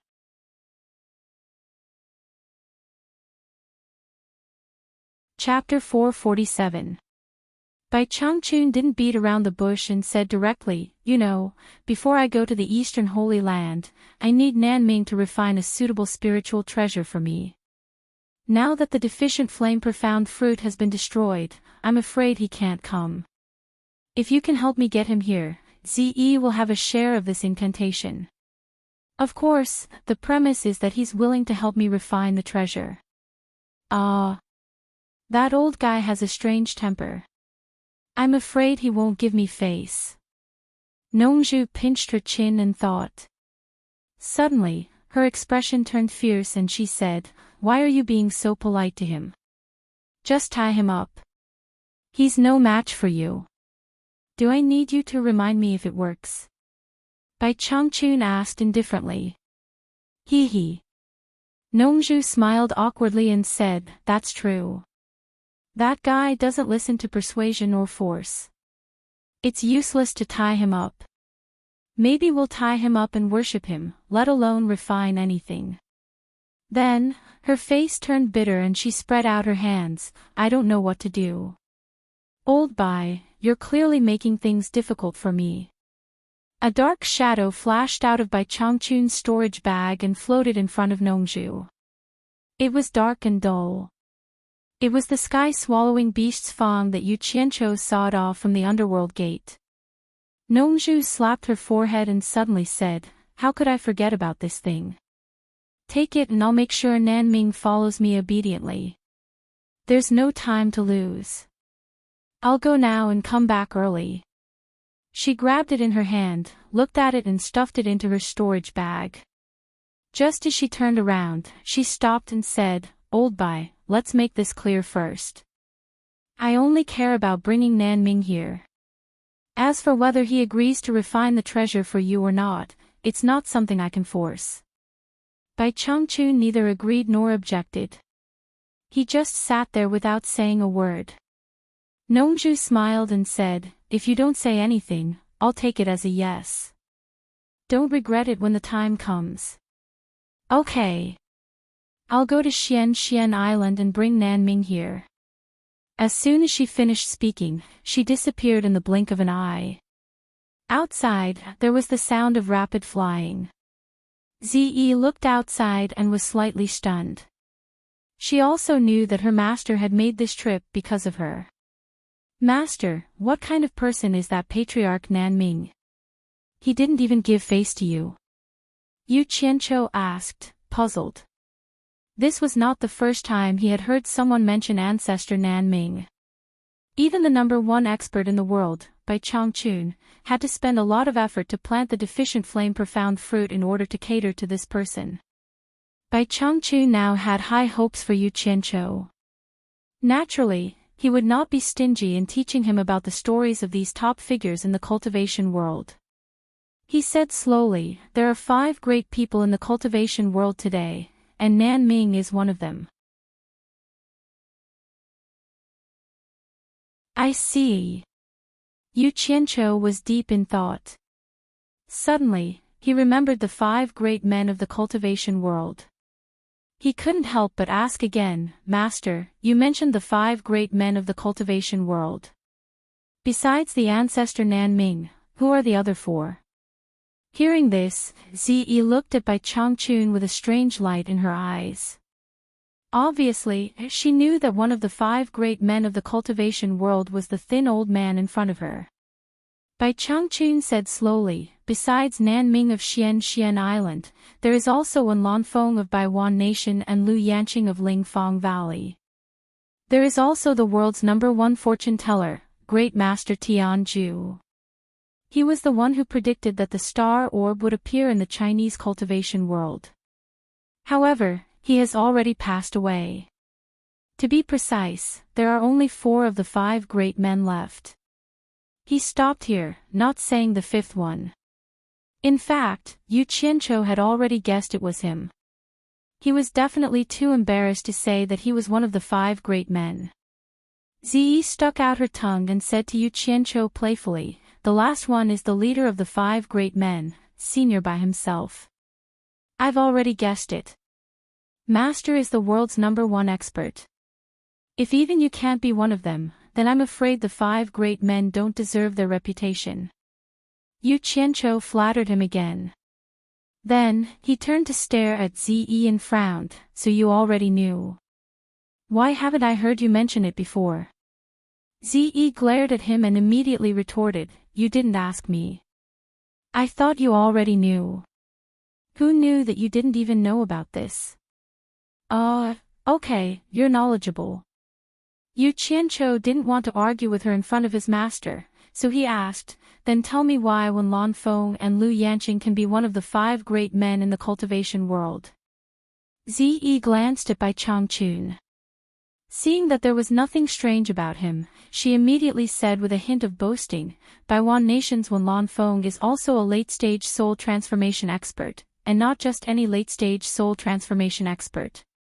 He is ranked 2nd in the cultivation world after Senior Bai, 2nd only to Senior Bai. He is also one of the 5 great men of the cultivation world because of his extraordinary cultivation. Wen Lanfeng of Baiwan Nation. Yu Qianqiu secretly remembered this person.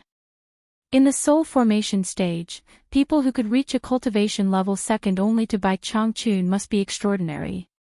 He had to be careful in the future.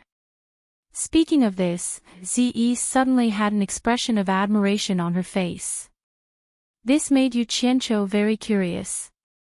He thought to himself, could there be someone more admired by this girl than Bai Changchun? Ziyi continued in high spirits, Senior Lu Yanqing of Lingfang Valley is a female senior. Her cultivation has also reached the middle stage of soul formation. She's the best healer in the cultivation world.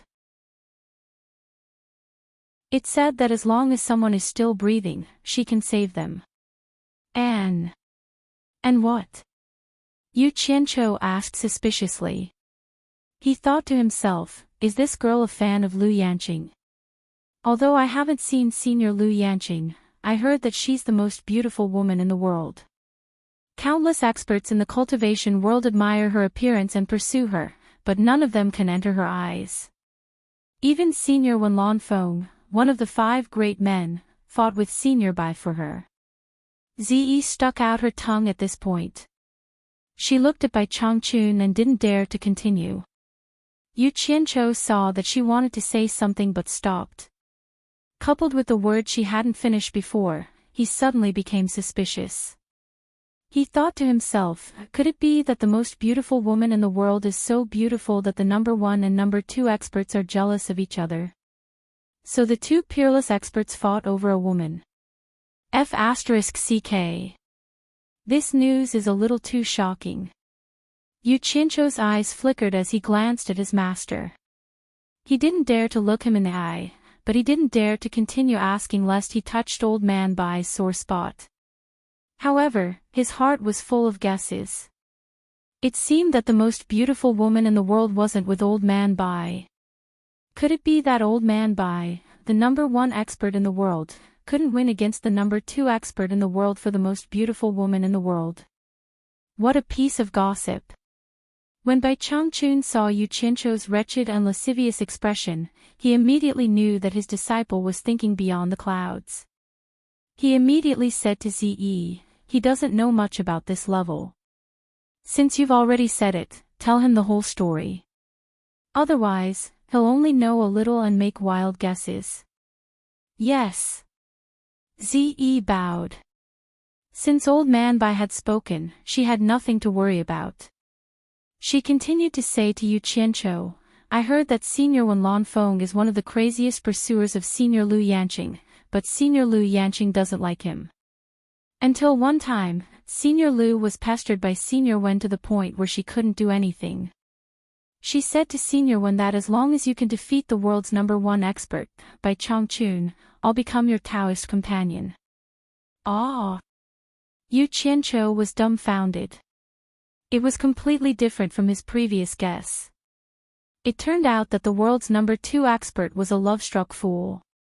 Needless to say, it must be that Bai Changchun had inexplicably fought with this love-struck fool. Zi secretly glanced at Bai Changchun and stuck out her tongue again. She said, I heard from my master that after Senior Wen heard Senior Lu's words, he immediately sought out Old Man Bai for a duel. Old Man Bai felt it was a little strange at that time. After learning of Senior Wen's intention, he suddenly flew into a rage and attacked mercilessly. As a result, Senior Wen was seriously injured in less than 10 moves. If it wasn't for my master stopping him, I'm afraid Senior Wen wouldn't have been able to keep his life. After that, I heard that Senior Wen never went to find Senior Lu again and has been cultivating in Baiwan country.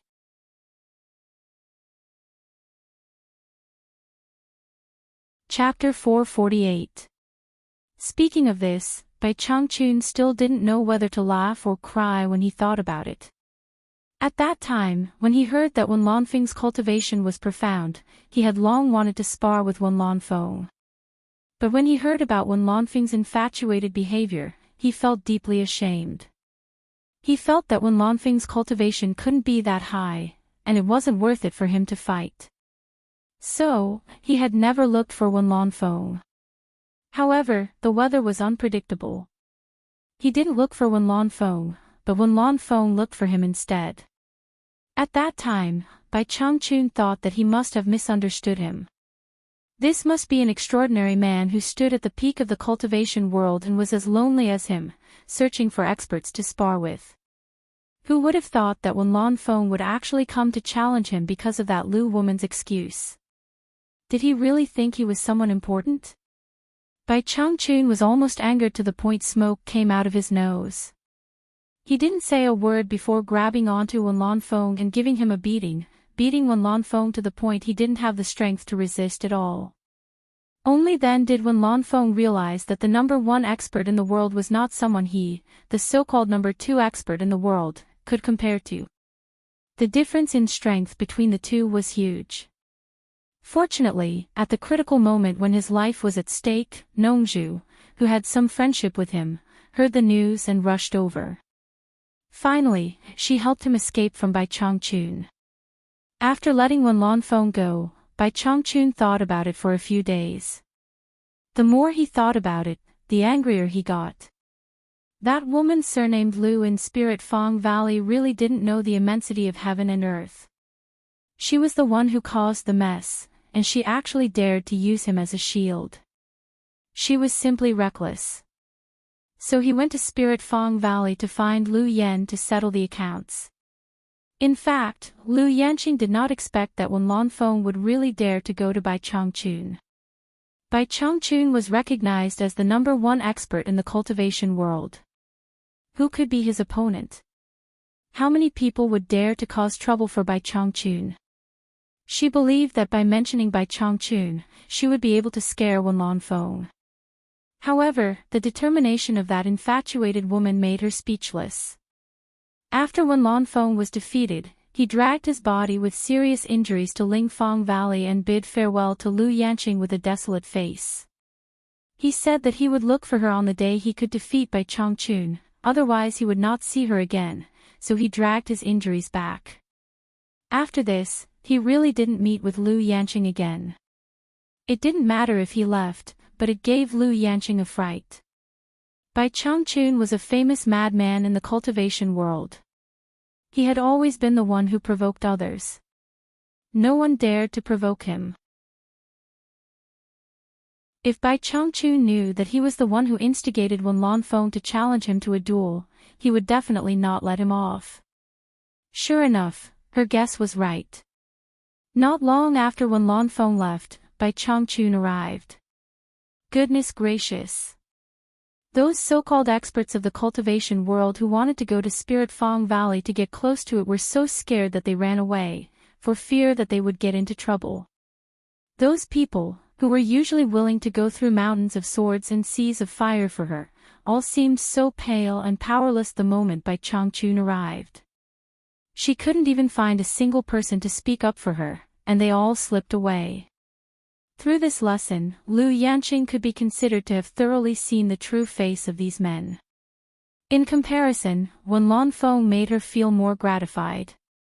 Although his infatuated appearance could not make him the man in her heart, he dared to fight with Bai Changchun just because of her excuse. This really moved her a little. Even Wen Lanfeng was no match for Bai Changchun. Lu Yanqing knew that she was no match for him, so she simply admitted her mistake and let Bai Changchun deal with her. At this time, Nongzhu, who had some friendship with her, came again like a timely rain. She stopped Bai Changchun and praised Lu Yanqing's countless merits and virtues, and finally made Bai Changchun show mercy. However, the death penalty could be avoided, but the punishment could not be forgiven. Under the repeated obstruction of Nongzhu, Bai Changchun still abruptly abolished Lu Yanqing's cultivation of 200 years, and beat her from the middle stage of Huashan realm to the early stage of Huashan realm. However, Lu Yanqing had managed to save her life, and this matter had been resolved just like that. As Bai Changchun silently recalled the above events, Ze also repeated them. What she said was what she had heard from her master, Nongzhu. Yu Qianqiu was inwardly astounded when he heard this. This master of his simply slaughtered in all directions. He really was unrivaled under the heavens, truly awe-inspiring. However, he also heard another clue from it, that was, Nongzhu had a wide network of friends all over the world, and there were people he was rushing to save everywhere. Yu Qianqiu looked at Ze and saw that she still had the greedy look of admiring the first beauty in the world. He suddenly rolled his eyes and thought, do you know what a beauty is? What made Yu Qianqiu most curious was what the first beauty in the world looked like. She could actually make so many knowledgeable masters in the cultivation world flock to her. If there was a chance, he must go and see her. He thought that Nongzhu had seen the first beauty in the world and was familiar with her. Yu Qianqiu couldn't help but imagine in his heart. From the precedent of that guy flirting with Jasper Flower Fairy, it could be seen that Nongzhu was very picky and good at choosing women. Could it be that he liked Lu Yanqing and kicked Jasper Flower Fairy? That was a very possible thing. Master, since your life has been extended by 200 years, why do you still want to risk your life in the Eastern Holy Land? Yu Qianqiu asked. When he thought of Nongzhu going to Xianxian Island to invite the Nanming ancestor, he thought of the reason why Bai Changchun asked the Nanming ancestor to refine an artifact.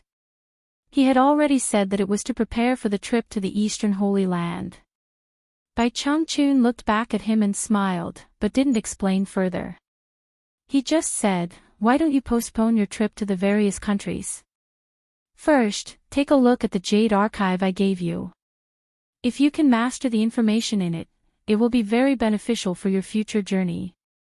Yu Qianqiu was stunned when he heard this. He took out the Jade Archive again and inserted his divine sense into it. The more he looked at it, the more confused he became. There was no peerless Xian skill or incantation like he had imagined. Instead, It was filled with all kinds of birds and beasts. There were so many of them, it was a dazzling sight. To put it bluntly, it was a dazzling sight. However, there were words beside each bird and beast, which summarized the movement patterns of those birds and beasts, and then transformed them into movements that could be learned by humans. Yu Qianqiu looked at it. Why did it feel like the tiger and crane dual forms martial arts he had seen in his previous life? It was definitely not an incantation. After he retracted his divine sense, he asked doubtfully, "Master, what kind of incantation is this? Why can't I understand it?" Zi, who was at the side, pouted slightly, as if saying, "I'm afraid you're not talented enough. If you can't understand it, you might as well just give it to me. Cultivation is not something that is innate. It is something that is accumulated through cultivation. Your cultivation is shallow, so it is impossible for me to help you reach the heavens in a single step. However, when facing an enemy, the level of one's cultivation is important, but it is definitely not the only key to victory or defeat. Treasures, the mysteriousness of incantations, and the ability to adapt to the enemy are also indispensable. You won't deny this, will you?" Bai Changchun asked. "Yes, I rely on the mysteriousness of incantations to defeat stronger opponents." Yu Qianqiu nodded. Zi, who was at the side, was also listening attentively. She did not want to miss a single word. Hearing this, she nodded as well. In terms of the mysteriousness of incantations, the water and fire incantations are truly miraculous. Almost no one in this world can surpass you. To increase your cultivation, you need to rely on your own hard work and accumulation. As for treasures, I don't have them with me. The only thing I can teach you is the ability to adapt to the enemy." Bai Changchun pointed at the jade archive in his hand and smiled faintly. "I understand the mysteriousness of heaven and earth. All my adaptability is integrated into the jade archive in your hand." Ziyi's eyes shone brightly. She stared at the jade archive in Yu Qianqiu's hand. She almost wanted to snatch it. Yu Qianqiu looked at the jade archive in his hand and opened his mouth. He really did not know what to say. Could it be that his comprehension was too poor and he could not understand it? Bai Changchun nodded and said, "I have experienced countless battles. In my early years, I have also faced situations where I defeated stronger opponents. I did not rely on treasures, nor did I rely on the mysteriousness of incantations or the depth of my cultivation. Instead, I relied on my strong adaptability. In a battle, if I can avoid a fatal blow at a critical moment, I will be victorious. In an impossible situation, if I can deal a fatal blow to my opponent, I will also be victorious. This is the ability to adapt to the enemy. I understand what Master is saying." Yu Qianqiu held the jade archive in his hand and said in a low voice, "This. Master, did you take the wrong jade archive? These are all about birds and beasts, that's right." Bai Changchun raised his hand slightly and interrupted him. "In this world, the adaptability of birds and beasts is the best adaptability of natural selection. For example, the timing of the attack of a goshawk hunting a rabbit requires extraordinary acuity. This is not something an ordinary person can achieve. If you can familiarize yourself with everything recorded in this jade archive, you will naturally discover the beauty of it when the time comes. I have spent hundreds of years perfecting this with my blood and sweat."